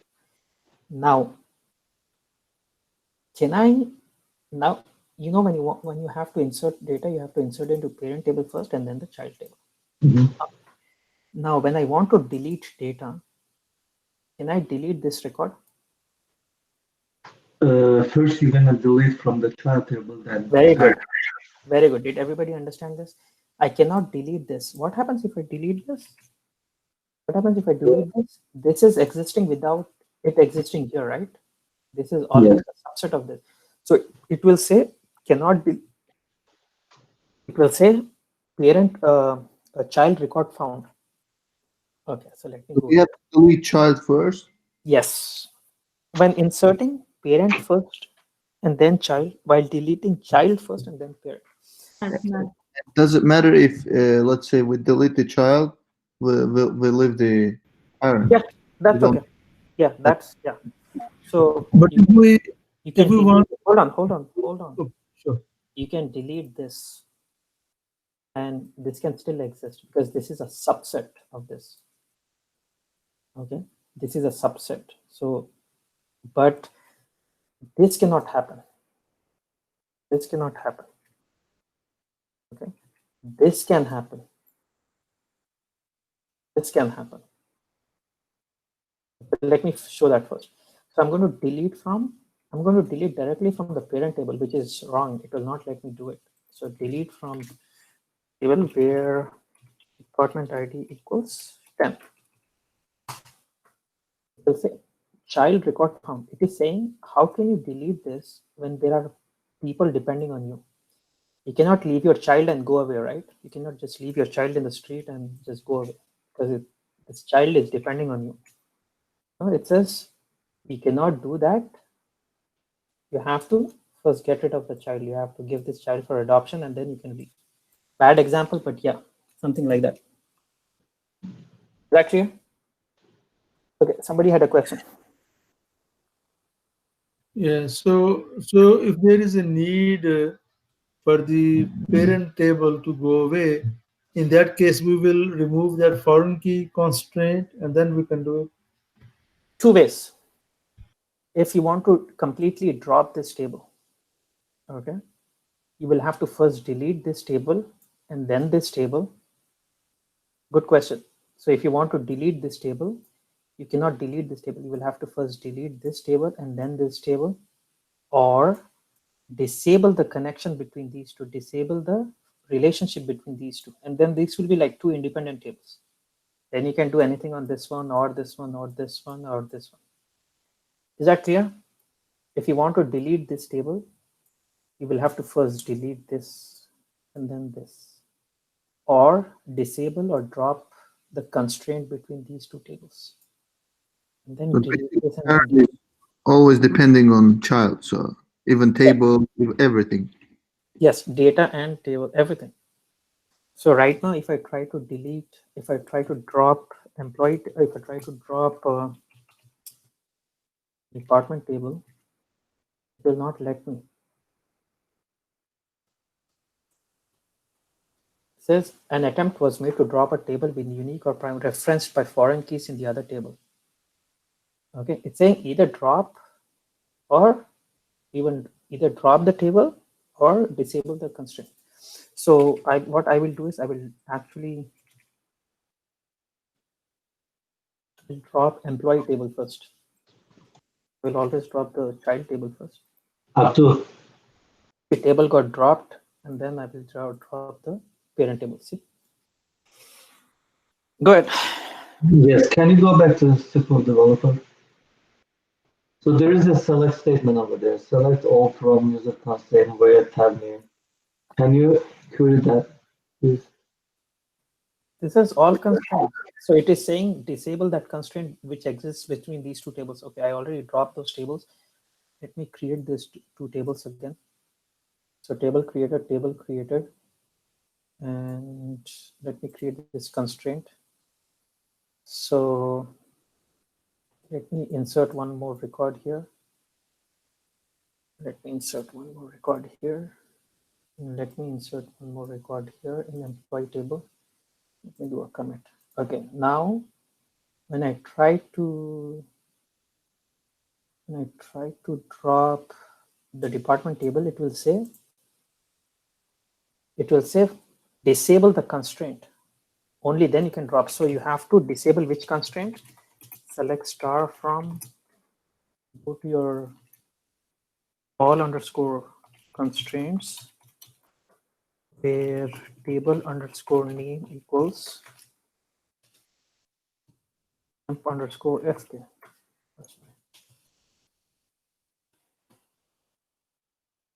Why is it not typing in uppercase?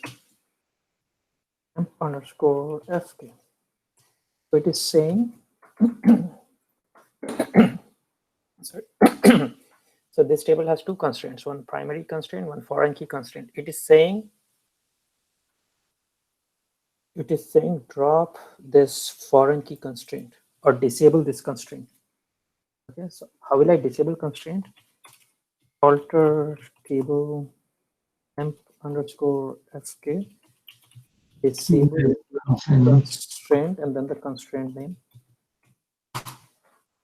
Okay, table got altered. This foreign key constraint doesn't exist anymore because it got disabled.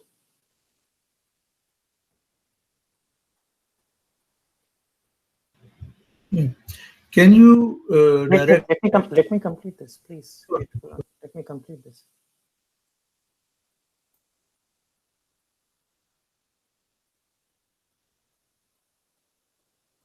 See, this one got disabled.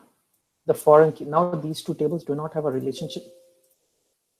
These two tables do not have any relationship between them. These are two independent tables.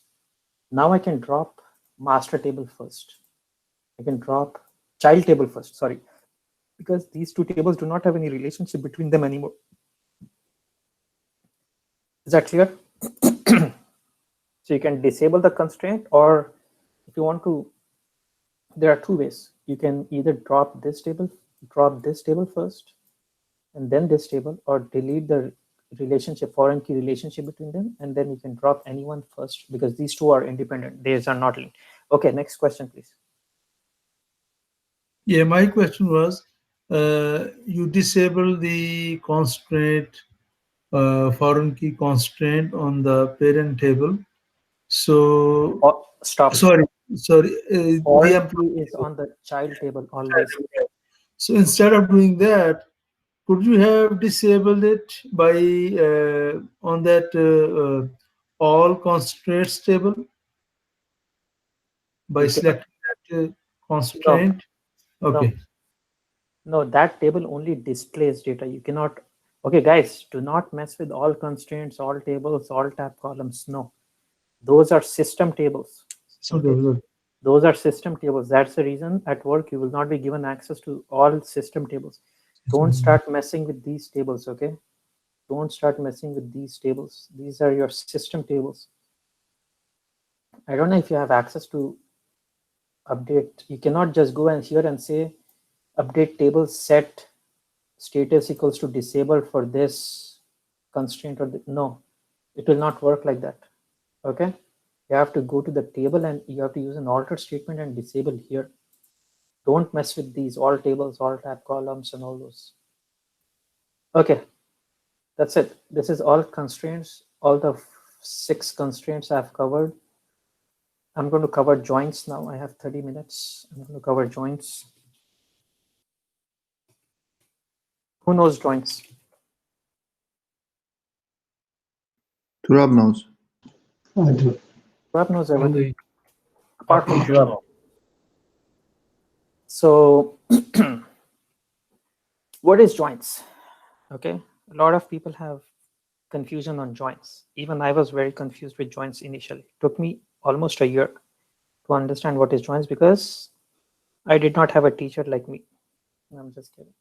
It is complicated, okay? Unless somebody explains to you really well, you will not understand joints. I'm not ashamed to admit I did not know joints for almost a year. Okay, but you will know joints in the next 5 minutes. Okay, so we'll cover joints. One interview question from this, 100% guaranteed. One interview question from this, 100% guaranteed. You can ask Badri, you can ask Fahad, people who are already working. One short question from this one and this one. Maybe 2. They'll ask one from this, one for this, or at least one from one of the topics. Okay. So let's cover joints. So why do we have joints? I have employee table. I have emp ID, name, department ID. I have 1, 2, 10, 2, Rob, 20. And some of you from this class, they were talking to me before. They said they had problems with joints. So I'll explain here. I want to know which department Abdul works in. What is the name of the department? I want to know which department Turab works in. So there is a second table called department table. And in this one, you have department ID and department name. You have 10 IT. This thing has nothing to do with foreign key, primary key, nothing. Just imagine that these are 2 independent tables. Do not ask me any questions related to foreign key. That is done. Who is joining now? You won't understand. He's rejoining. Oh, rejoining. Okay. 20 sales. Okay. 3 Sam 30 and something like this 40 HR.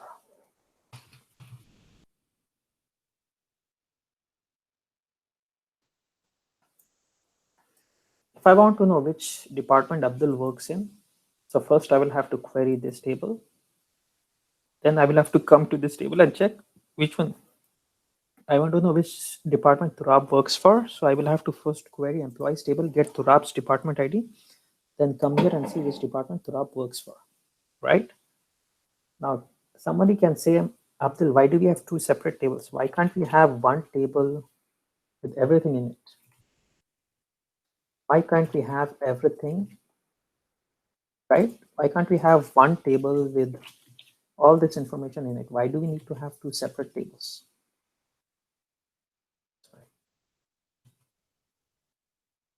That's a valid question, right? Why do we have 2 separate tables? Why can't we have one big table to maintain? Okay. That's a valid question, right? No. In databases, you cannot have one table with all of that information because at work you will have employee table, department tables, jobs table, job history, locations, a supervisor table. In my company, I have 550 tables. I work with HR data. These are all the tables I work with.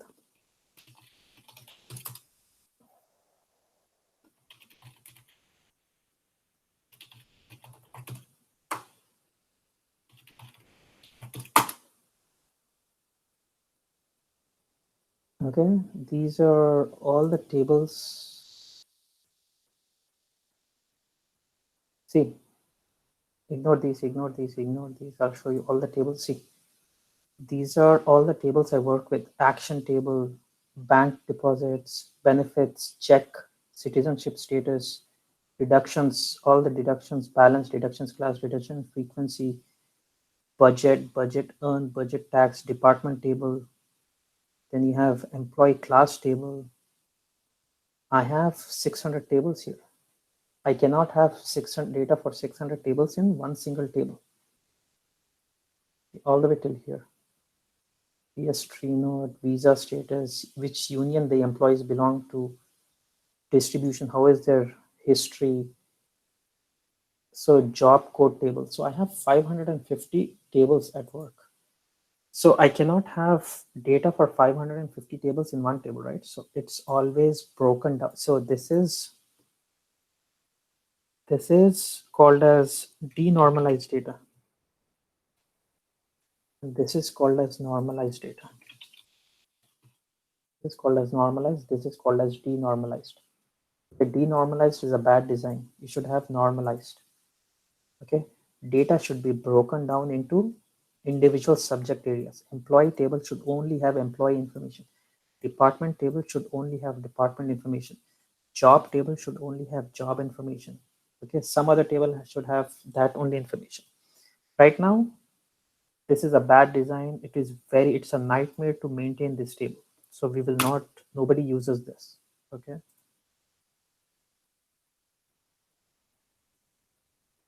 Nobody uses this. Your data is divided into individual subject areas, right? For example, your database is defined into your Oracle server is defined into different databases or different schemas, right? Just like that, your HR schema is divided into countries, departments, employees, job history, jobs, locations, okay, regions. So this is the normalized data. This is the best way to store data. You cannot have one big table with thousands of columns, okay? Because it's going to be a nightmare to maintain that table.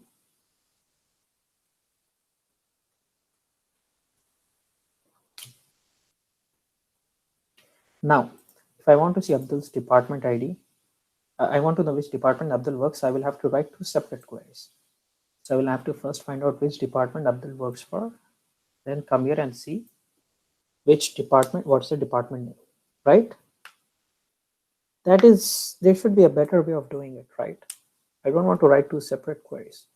So instead, I will join this table and this table based on a common column. Once you join this table and this table on a common column, then data can flow through this table to this table. And so this is one water tank. This is one water tank. If you want data to flow back and forth from both the water tanks, you create a connection between the water tanks, right? You build a pipeline. Now water can flow from here to here and here to here. Data can flow from here to here to here. So you have to create a connection. Now, what is joins? Joins is to join two tables on one common column, one or more common column. Okay. So there are 5 different kinds of joins. First is inner join. We will practice all of these. One is inner join. One is left join. This is called as inner join or equi-join or just join. Okay, you have left join, or it's also called as left outer join. Same thing. Then you have right join. Then you have right, or this, it's also called as right outer join. And then you have full join. It's also called as full outer join. The final one is called self join, which nobody could do it as an assignment. I had to explain. I want to see if this batch can do it. Self join. Okay.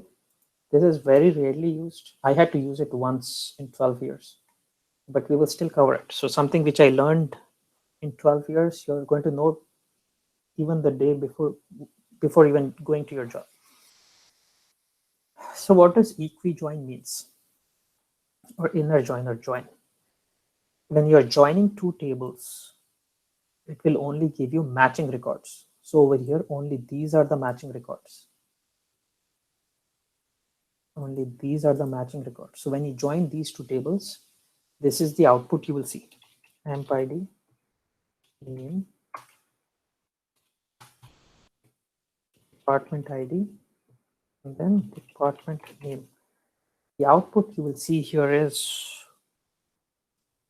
1, Abdul, department ID 10, and then you will see IT.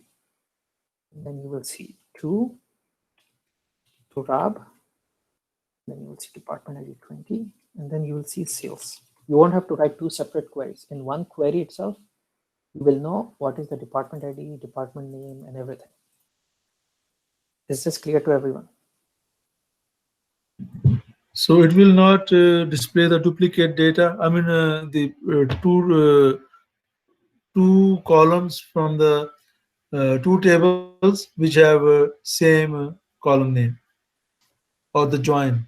Why do you want to display 10 and 10 two times? No, I don't. I mean, yes. And secondly, is it like pretty much one-to-one relationship in this case, inner join?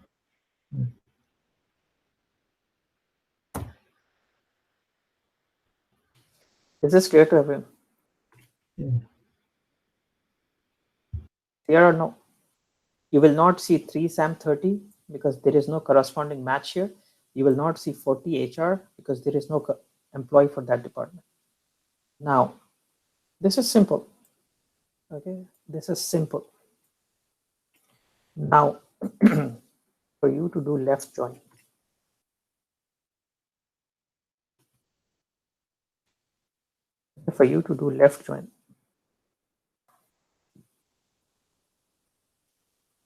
you will get everything from the left table. Any table can be left, any table can be right. You will get everything from the left table and only matching rows from the right table.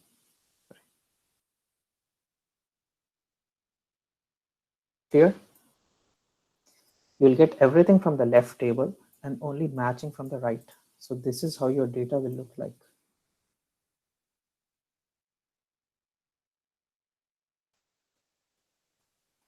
This is how your data will look like. You will get everything from the left table, only matching from the right. And if there is no match, it will say null.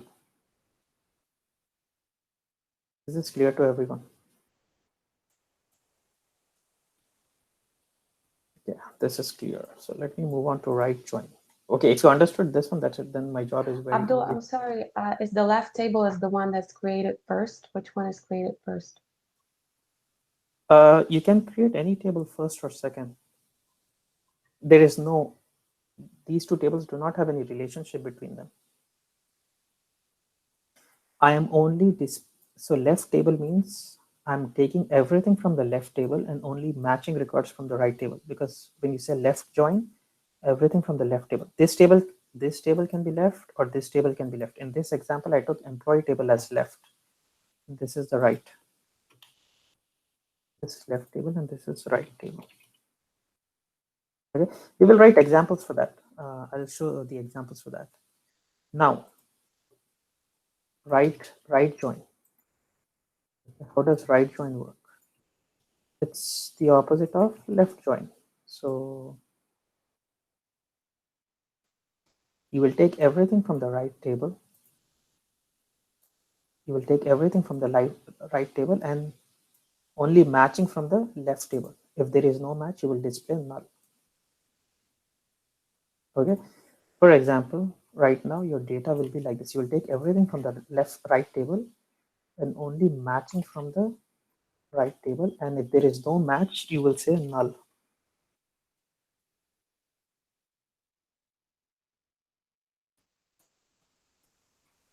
Okay, because department ID 40, there is no employee in department ID 40. So you will say null and null for the employee ID and the name. Clear? Then the last one, I'll cover this later. Now the last one.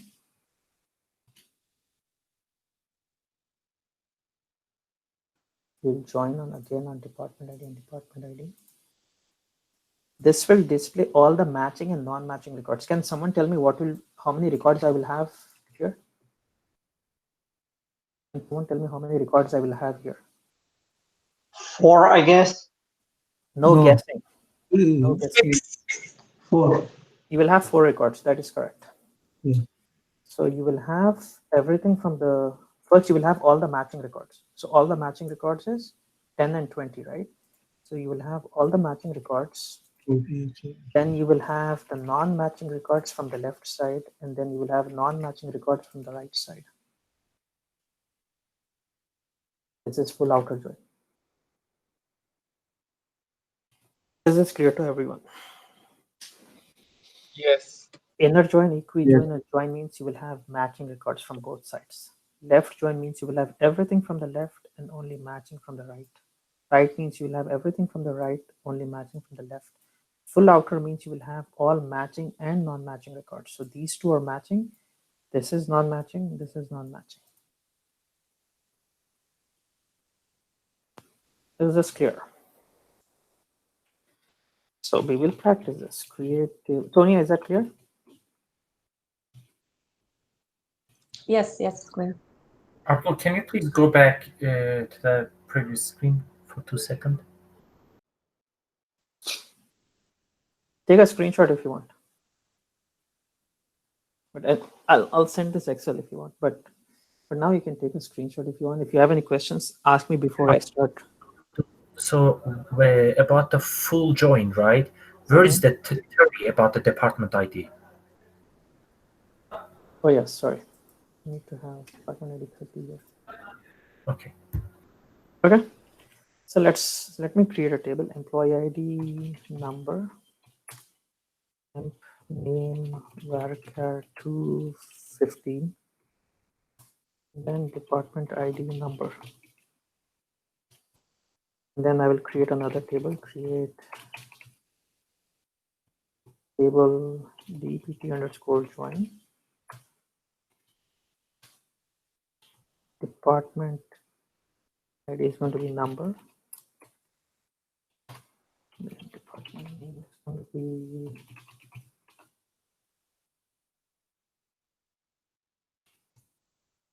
I will insert into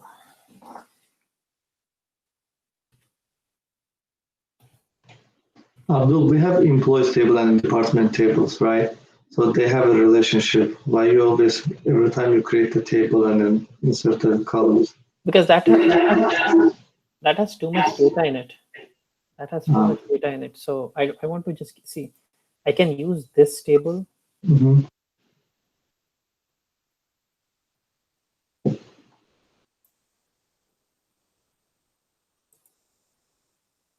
See, I have too much data in it. If I'm trying to explain left join, right join, it's going to be very difficult between this table and between this table, right? So I like to, and the other thing is it will be in practice for you. So create table and insert into. Okay.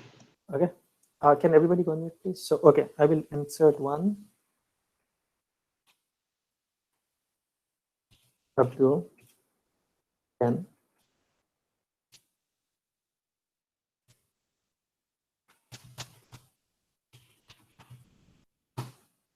Then I will insert 2. What did I have? Rob and Sam. 2. Rob 20. 3. Sam 30. Okay, I will comment this and I will create another table. And in this table, I will say insert into. I will not create tables and insert statements one at a time. I'm going to place my cursor here, create this table, insert these records, commit, create this table, insert this record, commit in one shot. That's what you should be doing as well. So I will have 10 comma, did I say IT, my example? IT sales HR. Every time you see a red mark, there is something wrong. Please don't ignore those red marks.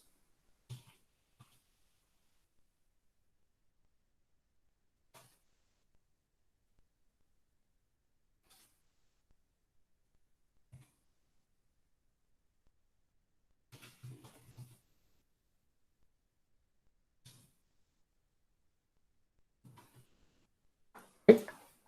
Now place my cursor here.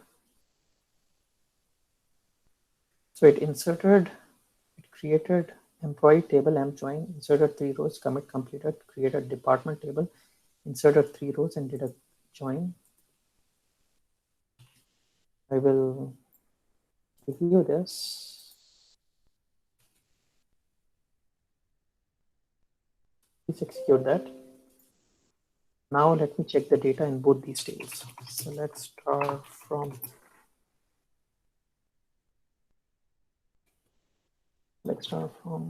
emp join, and then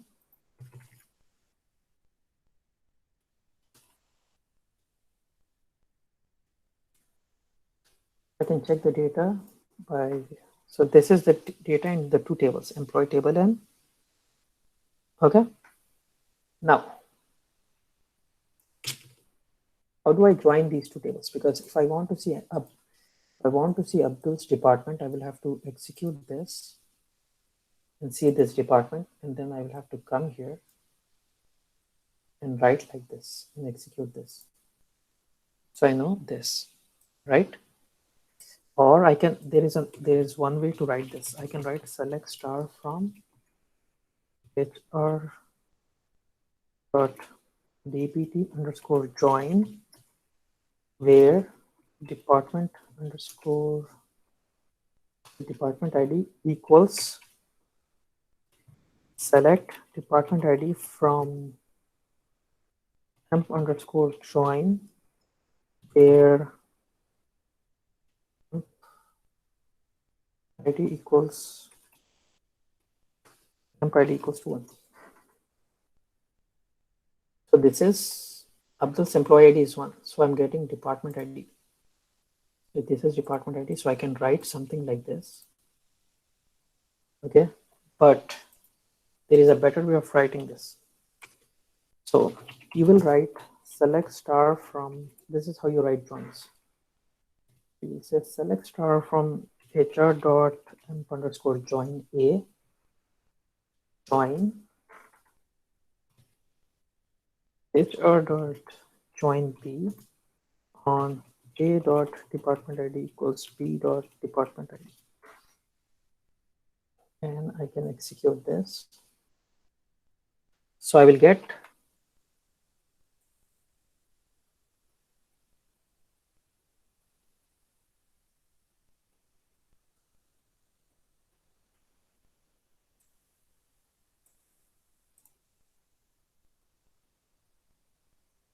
so do you see the output?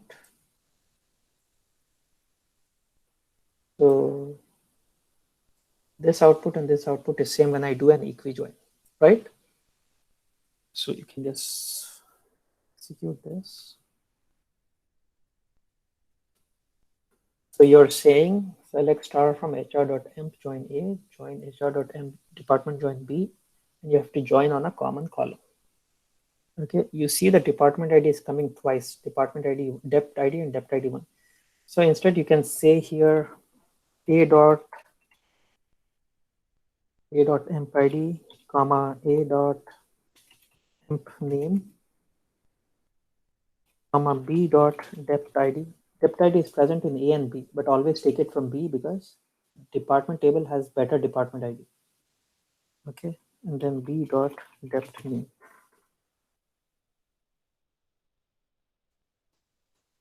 Invalid identifier means wrong column, emp underscore name. So this is your equi-join. Okay. Is this clear to everyone? If you understood this, left join is going to be just place your cursor here and type in left. You will get everything from the left table. and only matching records from the right table. Everything from the right table and only matching records from the left.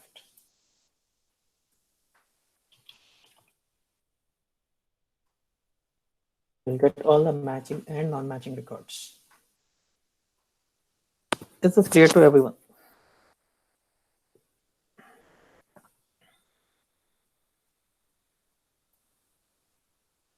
Okay, since this is clear to everyone, let's move on to self-join.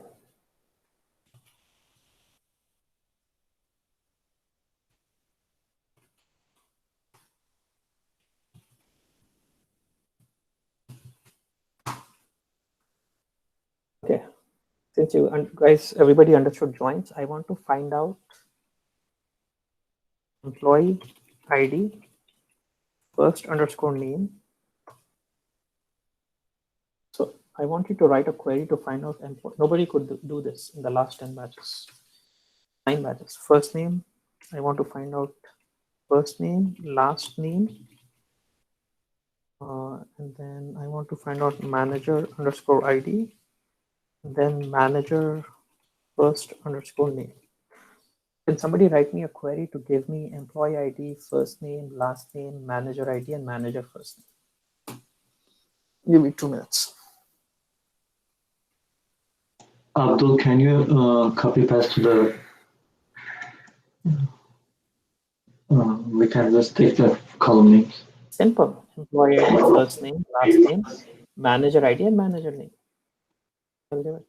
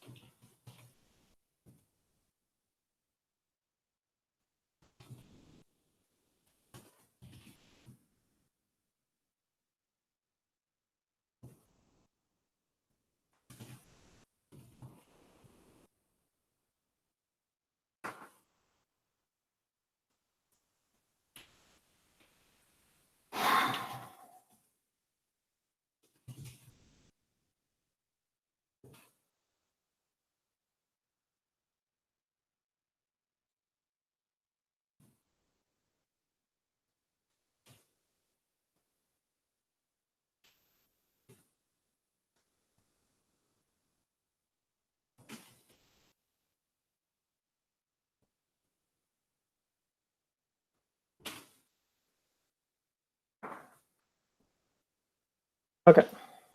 So anybody has the answer?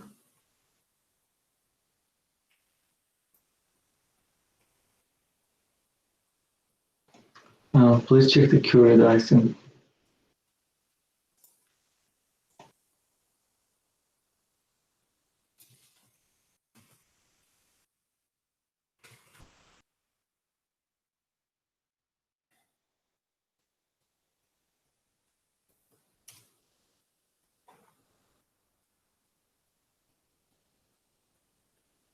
No, this is wrong.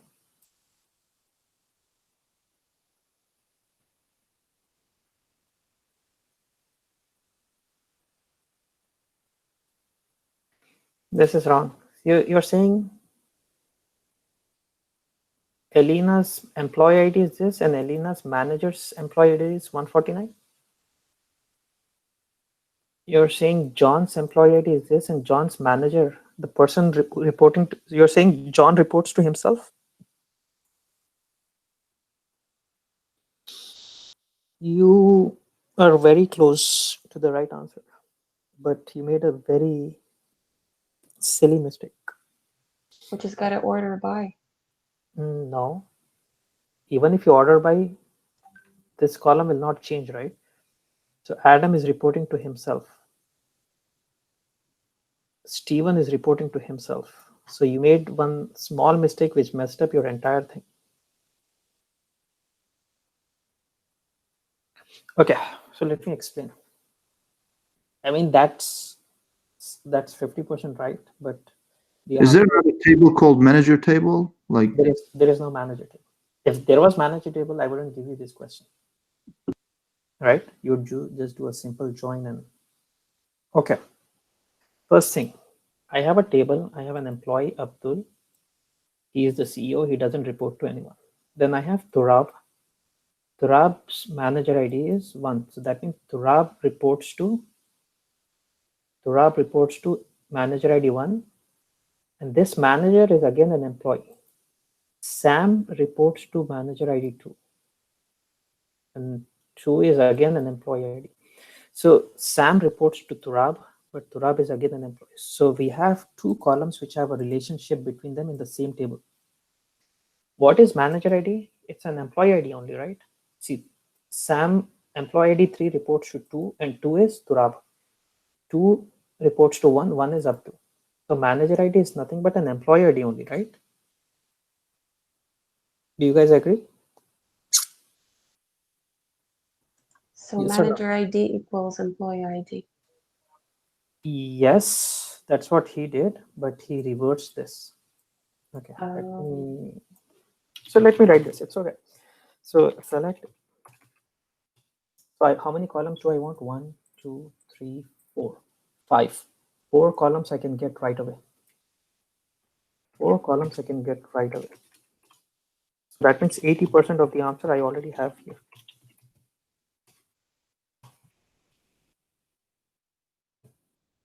Okay, 80% of the answer employees I already have here. Let's say order by.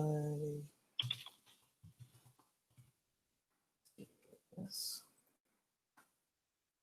Okay. Now,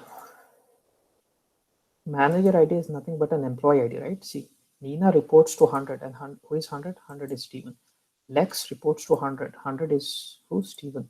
Bruce reports to 103. 103 is Alexander. So there is a hierarchy. So it's like this one reports to this one, then this one is again an employee. So it's like I report to someone, that person reports to someone, that person reports to someone, right? So John reports to 108. 108, it may be a manager, but 108 is again an employee because 108 reports to somebody else. 103. Who is 103? Alexander. Alexander reports to 102. Lex reports to Steven. C1 doesn't report to anyone. Steven is the CEO. Anyways, 4 out of 5 I already have. Now I have to, because since I just said manager ID is equals to employee ID, I'm going to join this table on itself. I'm going to join this table on itself.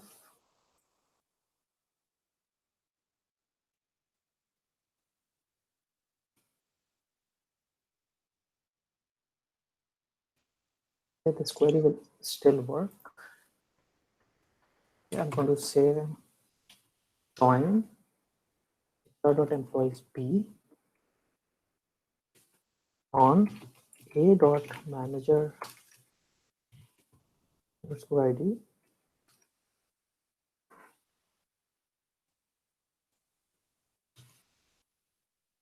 manager is again an employee, right? So a dot manager underscore ID equals to b dot employee ID. Whatever I return from B is going to be the manager information.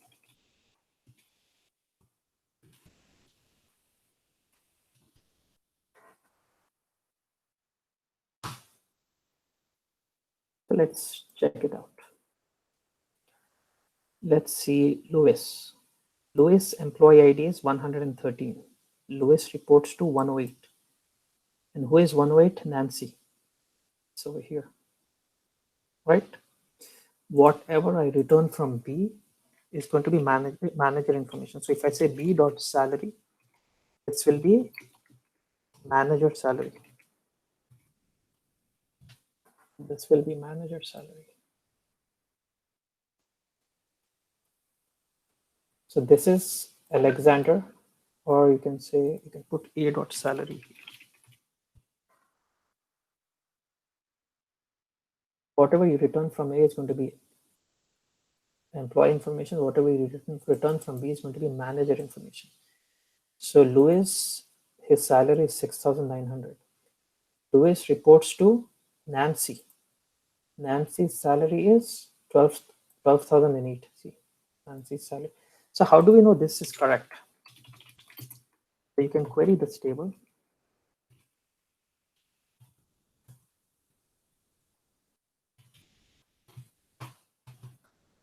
Where employee underscore ID equals, let's take Louis.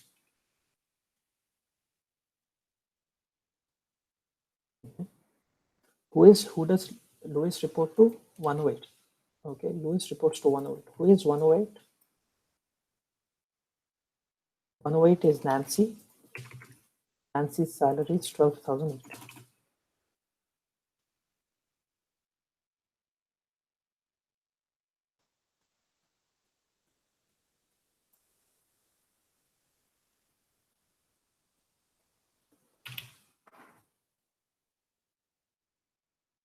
One 13 is Louis. Salary is 6,900. So I don't have to run this query 2 different times with 2 different employee IDs. In one shot, I can find out Louis. His salary is 6,900. And his boss is Nancy. Her salary is 12,800. Now, what Turab, or who gave me, Turab, he gave me this. So if you look at Louis,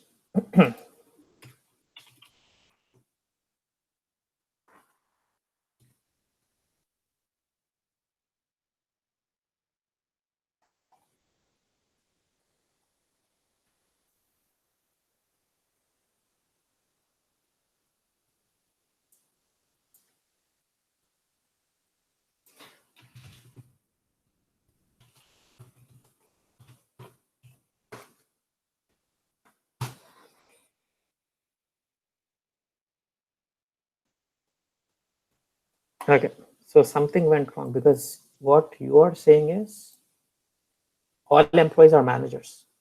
Your query, you're saying all employees are managers. But that's not right. Only few employees are managers. Because your query, what you wrote is A dot employee ID is equals to B dot manager ID. You're saying all employees are managers, which is not correct. What I wrote is A dot manager ID equals to B dot, they're again employees. Managers are again employees. Managers are again employees. Okay, so we can take this and execute this. Okay, so going back here, self join, you can only use this, like the name suggests, self join. You can join the same table on itself only if two columns have a relationship between them. Abdul, is this self-join called recursive relationship or that's a different thing? No, it's called a self join. It's just called a self join. And you can join more than 2 tables. You can join 100 tables also. If you're joining 2 tables, you need 1 join statement, right? If you join 2 tables, you need 1 join statement. If you're joining 3 tables, you need 2 join statements. If you're joining 4 tables, you need 3 join statements. Okay. So the assignment question will cover that. In the assignment question, I asked you to join 5 tables. So figure that out. Go through the assignment questions. So next you will do which assignment?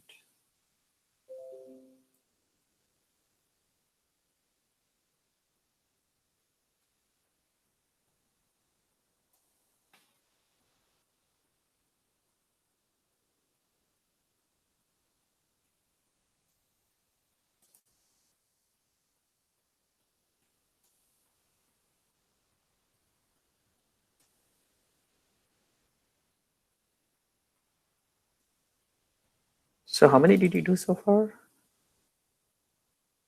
Yeah, we stopped till here because I did not cover constraints. So do the fourth one. You can do fourth one.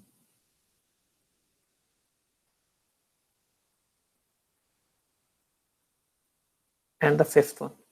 Do the fourth one and the fifth one.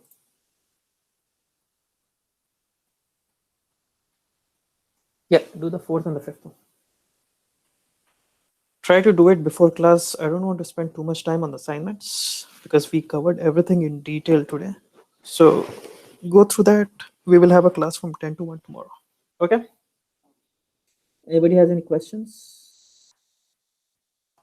Abdul, this constraints. I have a question on constraints. At what phase of like when we have defined like ETL as an extract, transform, and load? So is it part of like the transformation or it is part of the load? This constraint process. It's part of database when you're creating a table in the database. Let's not go to ETL and all that. For now, just understand what constraints are. You'll get to know why, how we use it in ETL and all those things. Don't ask me questions about ETL right now because it will confuse the rest of the class. If you have any questions how the constraints work, please ask me. We will get to that once we get to that. Like today, how I covered somebody asked question yesterday, how do you delete data from two tables if they have relationship between them? I said I will cover this when I get to that topic. So remember that question. I'm going to cover it. So today, what did we cover? We covered constraints, covered primary key, unique key, not null, check constraint, default constraint, foreign key constraints. And then we also covered joins, left, right, full, and self joins. You can easily expect 2 questions from what we covered today.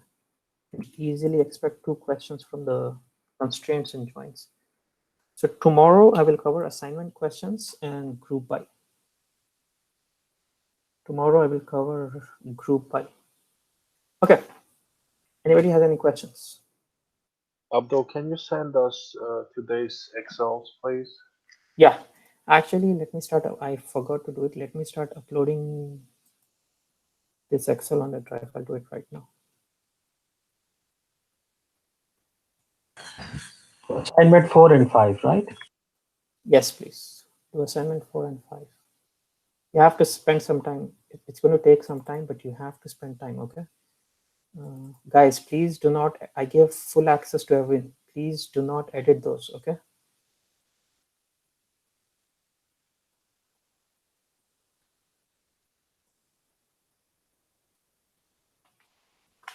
Here is my Excel.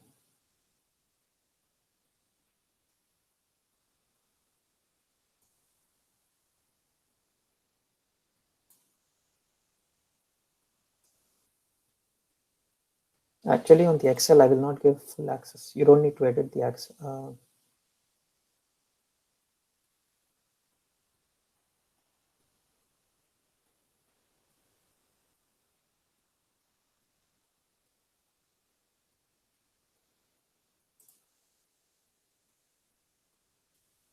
You can open and view.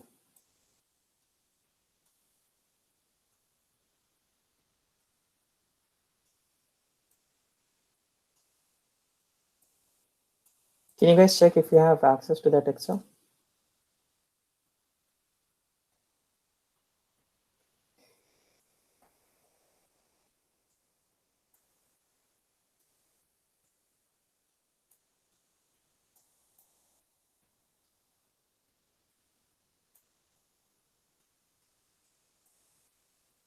Can someone check? Yes, we do. Oh, you do? Okay. Can you download it? No, no, I can only view. Okay. Yeah. I can email it to you guys, but I think this should be good.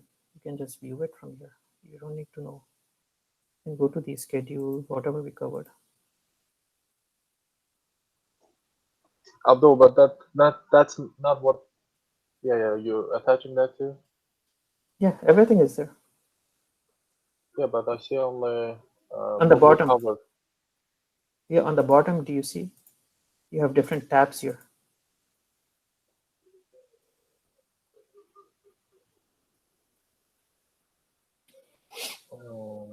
On the bottom, do you see my screen? On the bottom, you have different tabs here. Okay, got it. Okay. You should have a download option. Are you not able to download it? Yes, I actually can download it. Yeah, even if I give view access, you can download it. Okay. Yeah, I'll see you guys tomorrow then. Okay. All right. Thank you.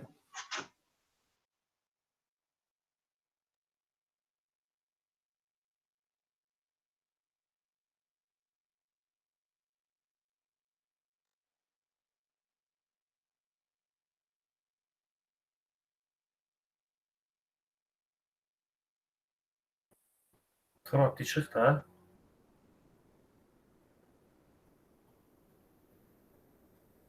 Ha? Hadi Yurttaş ya axıra qalasan. Mən başqa şey deyirdim. Axtarım. Sən niyə çıxmırsan? Sən niyə hamını göndərirsən, sonra özün çıxırsan? Mənim Abdullah'ın söhbətim var. Allah çıxıb çoxdan. O dayanmaz. Gələsidə tələ qurmuşuq da, gələsidə Allah nəzərdən siz göndərin. Turab, Ha. gedəndə gəl mənlə götür. Adını sağ. Ama ki sizə steakhouse'a gedirsiniz. Yeri yeri. Şiş girsin sənin. Geri dolma yeməyə. Vay be. Mən biləm ki, Allah'ın da olsun. Bu bizdən sonra kimsə Azərbaycanlıza qatılıb bu videolara baxsa var, dolma, nə bilim, gic söhbətlər xına bağışsın, ağla gələn danışıram mən. Dünən videolara baxıram, bir də dünən videolara baxıram, bir də görürəm ki, Kamran, mən danışıram, nəsə prezent edirəm, Kamran qıraqdan eləyib, pivə nətər də xoşuma gəlir. Deyirəm, mən gicsən sən, elə videoda nə söz danışalım. Hələ belə kas olmayıb. Bunlar nəyə durublar? Yaxşı, bizi başa düşürük, biz söhbət edirik. Bunlar nəyə durublar? Bəlkə bir dənə bir şey başa düşərlər. Şansını deniyor da. Sən deyir, ərəbcə danışırsınız. Yox.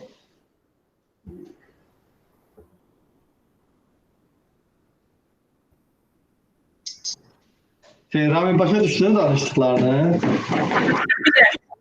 Turab, bizə bir dənə halda şey oldu, biraz kafam qarışdı. Şeydə, bu self tablo yaratdı, self table yaratdı. Qarışdı, too much information oldu. Bir dənə ona evdə baxacağım o videonun axırına və öbürsülər çox da çətin deyildi yəni.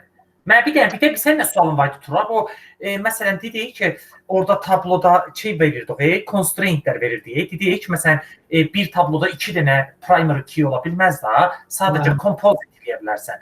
Məsələn, mən maraqlıdır ki, Turab, məsələn, 8 kolumlu bir tablo var da, orada 2 ya da 3 dənə fərqli constraint verə bilərik. Məsələn, deyək, kolum department ID-yə default verirəm 10, telefon nömrəsinə default verirəm 609, məsələn, MPID-də də, ya da məsələn, deyək da, pasporta da şey verirəm, ya da fərqli constraint deyək da, unique verirəm məsələn, phone number-a unique verirəm, department ID-yə default verirəm, MPID-yə də primary key verirəm. 3 dənə fərqli constraint. 100 pay, 3 dənə də verə bilərsən, kolumdan 5 dənə də verə bilərsən. Baxır hansı şeydə Rami, ayaqlarım o sistemə girəndə görmədin nə qədər orada constraint var idi. Bir tablodaydı o. Bir table'da verə bilərsən, kolumlara verə bilərsən. Sən elə kolum var ki, məsəl üçün də, sən ora deyək ki, salary məsəl üçün 5000-dən artıq olmaz, okay? Yazırsan less than 5000, şey qoyursan, orada check constraint qoyursan ki, onu yuxarı daxil eləməsin. Hər bir koluma istədiyin bir şey, yəni constraint qoya bilərsən. Birinə qoya bilərsən ki, məsələn, employee ID primary key-nə qoyurlar. Çünki employee ID null ola bilməz. Yəni department null ola bilməz məsələn. Null-sə demək yoxdur o department, o table-da nə işi var? Başa düşdün? İstədiyin kimi qoya bilərsən yəni. Birdən çox qoya bilərsən, 5 dənə də qoya bilərsən. Baxır necə qoyulurlar. Bura bir də bir şey soracağım. Məsələn, həqiqətən real həyatda da bayaqdan gördün, məsələn, tutaqam da employee ID-sində əməlli başlı kolum vardı. Orada məsələn bir 15 dənə kolum var, düzdür? Tutaqam ki, işdə məsələn gətirdi biznes analisti işləyən adam, gətirdi bizə məsələn 20 dənə tutaqam xəstəni girişini verdi də bizə ki, məsələn adı 50-dir, employee ID-si budur, departmenti budur, dərdi budur, telefon nömrəsi budur. Belə bir 50 dənə adam versə, həqiqətən də real həyatda biz o bilgiləri bir-bir insertin içinə özümüz bir-bir daxil edirik ora. Yox, o sənin gələndə table Excel sheet-də gəlir, TXT formatda gəlir. Sən də onu database-ə, yəni o indi KTZ-yə gələn aydan KTZ informatika tool var. Onun vasitəsilə database-i yükləyirsən. Mən yola durub oraya insert yazmırsan. Yaxşı, bəs elə eləyəndə məsələn, elə eləyəndə safe olanda hardan bilərsən? Məsəl üçün deyək da, bəlkə o business analistsə Excel dosyasının içində, məsələn, Ali sözünü Ali yox da, A-lığı W yazıbdır. Sən sabahdan Ali axtaranda çıxmayacaq oradan. Bəs deyirəm də, sən gələndə, o sənin bəs, indi bəs bu keçəcəyimizin məqsədi ondan ibarətdir. Informatika tool ondan ibarətdir ki, sən datanı, yəni business requirementlara uyğun database yükləyəsən. Başa düşdün? Sən orada indi elə conditionlar, elə transformationlardan istifadə edəcəksən ki, datanı yəni alıb yazılan formada database yükləyəsən. Başa düşdün?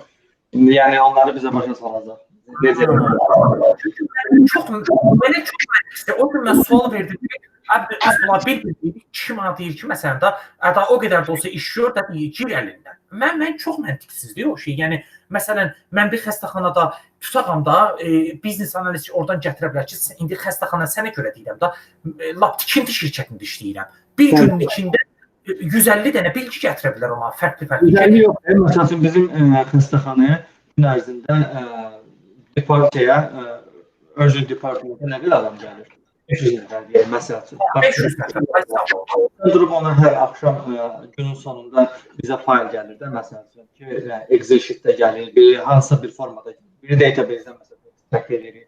Yəni, sən durub onun hamısını bir insert statement yazmayacaqsan ki, hamısı avtomatlaşdırılmış yəni proseslər var, indi hansı informatikadan quracaq, onun vasitəsilə database-ə yüklənəcək gecə. Sən hər də olacaq sənin database. Okay, bir dənə bir soruşum səndən.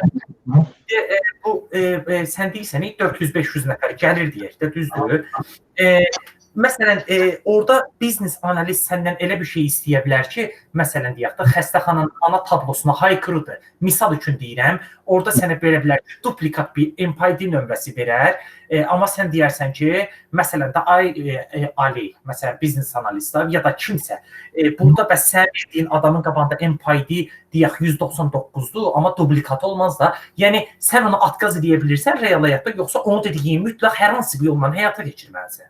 Yox, 100% qaytara bilirsən. Məsələn, deyək ki, sənin database-ə yüklənəndə avtomatik gedən bir yarısı error olacaq. Okay? Burada deyirsən ki, AOC-dir, hansı source faylımızda, business analistinin sənə verdiyi fayldır. O, departmentdə, xəstəxanadan gələn şeydir, Excel faylı, düzdür? Sən baxacaqsan ki, database-də problem yaranır, nədir? Deməli, 192 dəfə təkrarlanır. Bir employee ID-ni, məsəl üçün, 2 dəfə, xəstənin patient ID-ni 2 dəfə daxil edir. Okay? Bizim də database-imiz elə durmuşdur ki, ikinci ola bilməz, axı primary key var.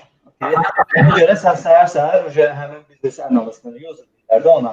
Userlə əlaqə saxlayırsan, deyirsən ki, yəni, baxın, əvvəlcədən sizə deyirəm, bizim database-imiz bu patient'i qəbul eləmədi.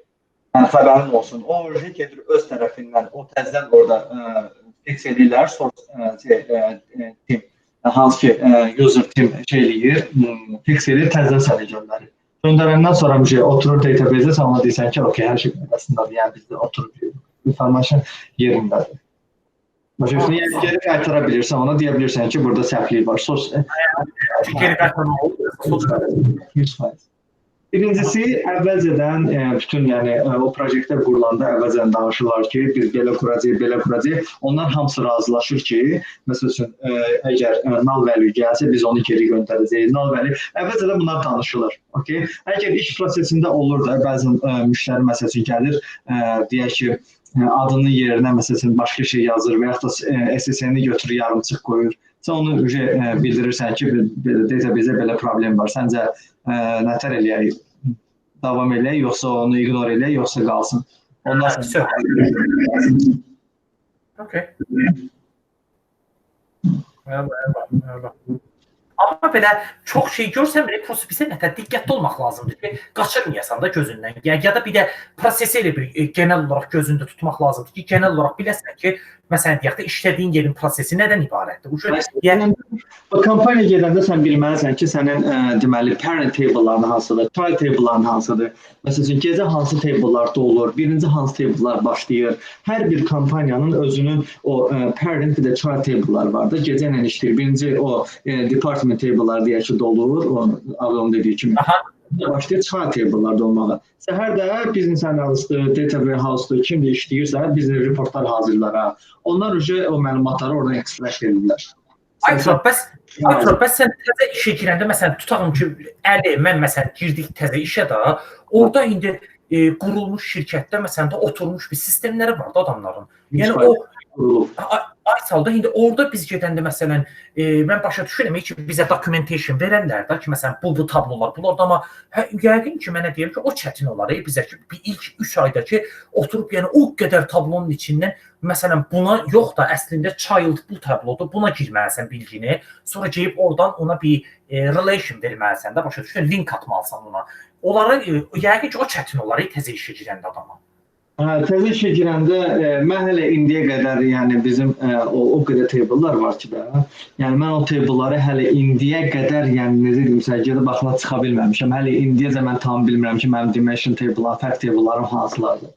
Başa düşdün? Yəni o qədər çox table'lar, o qədər qarışıq, o neçə ilin təsəvvür elə, bizim database yaranan hardasa 15 ilin üzərindədir, ondan çox data warehouse yaradıblar.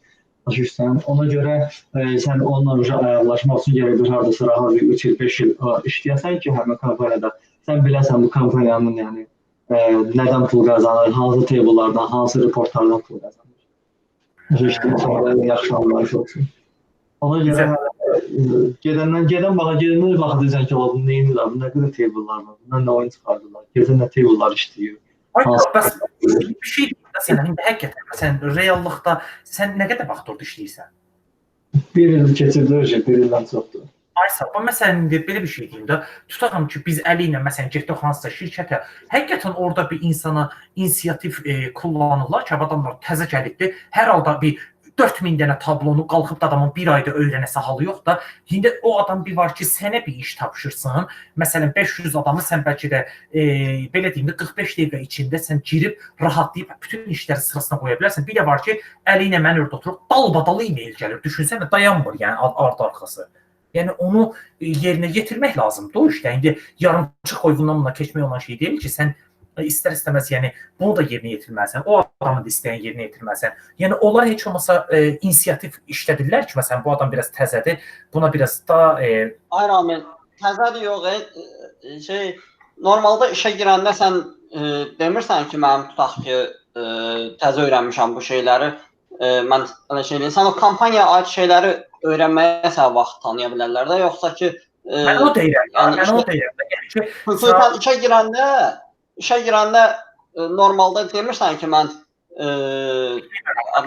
təzə öyrənmişəm. Sən mənim neçə il təcrübəm var falan filan şeyi ilə girirsən də işə. Çünki sən gelib desən ki, mən təzə öyrənmişəm, sənə 50.000 maaş verəcəklər. Bəli, bilirsən nətərdə? Mən sənə nəyi demək istəyirəm? Sən məsələn oturmuşsan, düzdür? Sən başındakı adam sənə e-mail yazır ki, məsəl üçün deyək də, ala bütün 300 dənə bilgini tez şeylərə gir, mənə reportunu ver, lazımdır mənə. Sales'dan məndən report gözləyirlər, başa düşdün? Sən onu alıb, heç vaxt məsələn, ya da mən özüm də təzə girmişiksə, bir turab qədər ya da bir başqası qədər daha hızlı şəkildə onu girib bitirə bilmək. Çünki sən hər hələ sxemanı açıb, orada hansı tablonun primary olduğuna, hansının child olduğuna, hansında foreign key var, hansında unique key var. Sən bunlara baxa-baxa, sən o bilgini sən nə qədər vaxt lazımdır girməyə. Mən demirəm ki, sən bilgisizsən, sən bilgili ola bilərsən, amma Məsələn, sən table verir ki, plan reportu çıxard elə göndər. Sən 2 dənə table verir, sən bilmirsən onlar arasında relationship-i, hansı primary key-də, hansı department. Bilmirsən axı hansının üstündə join eləmək lazımdır.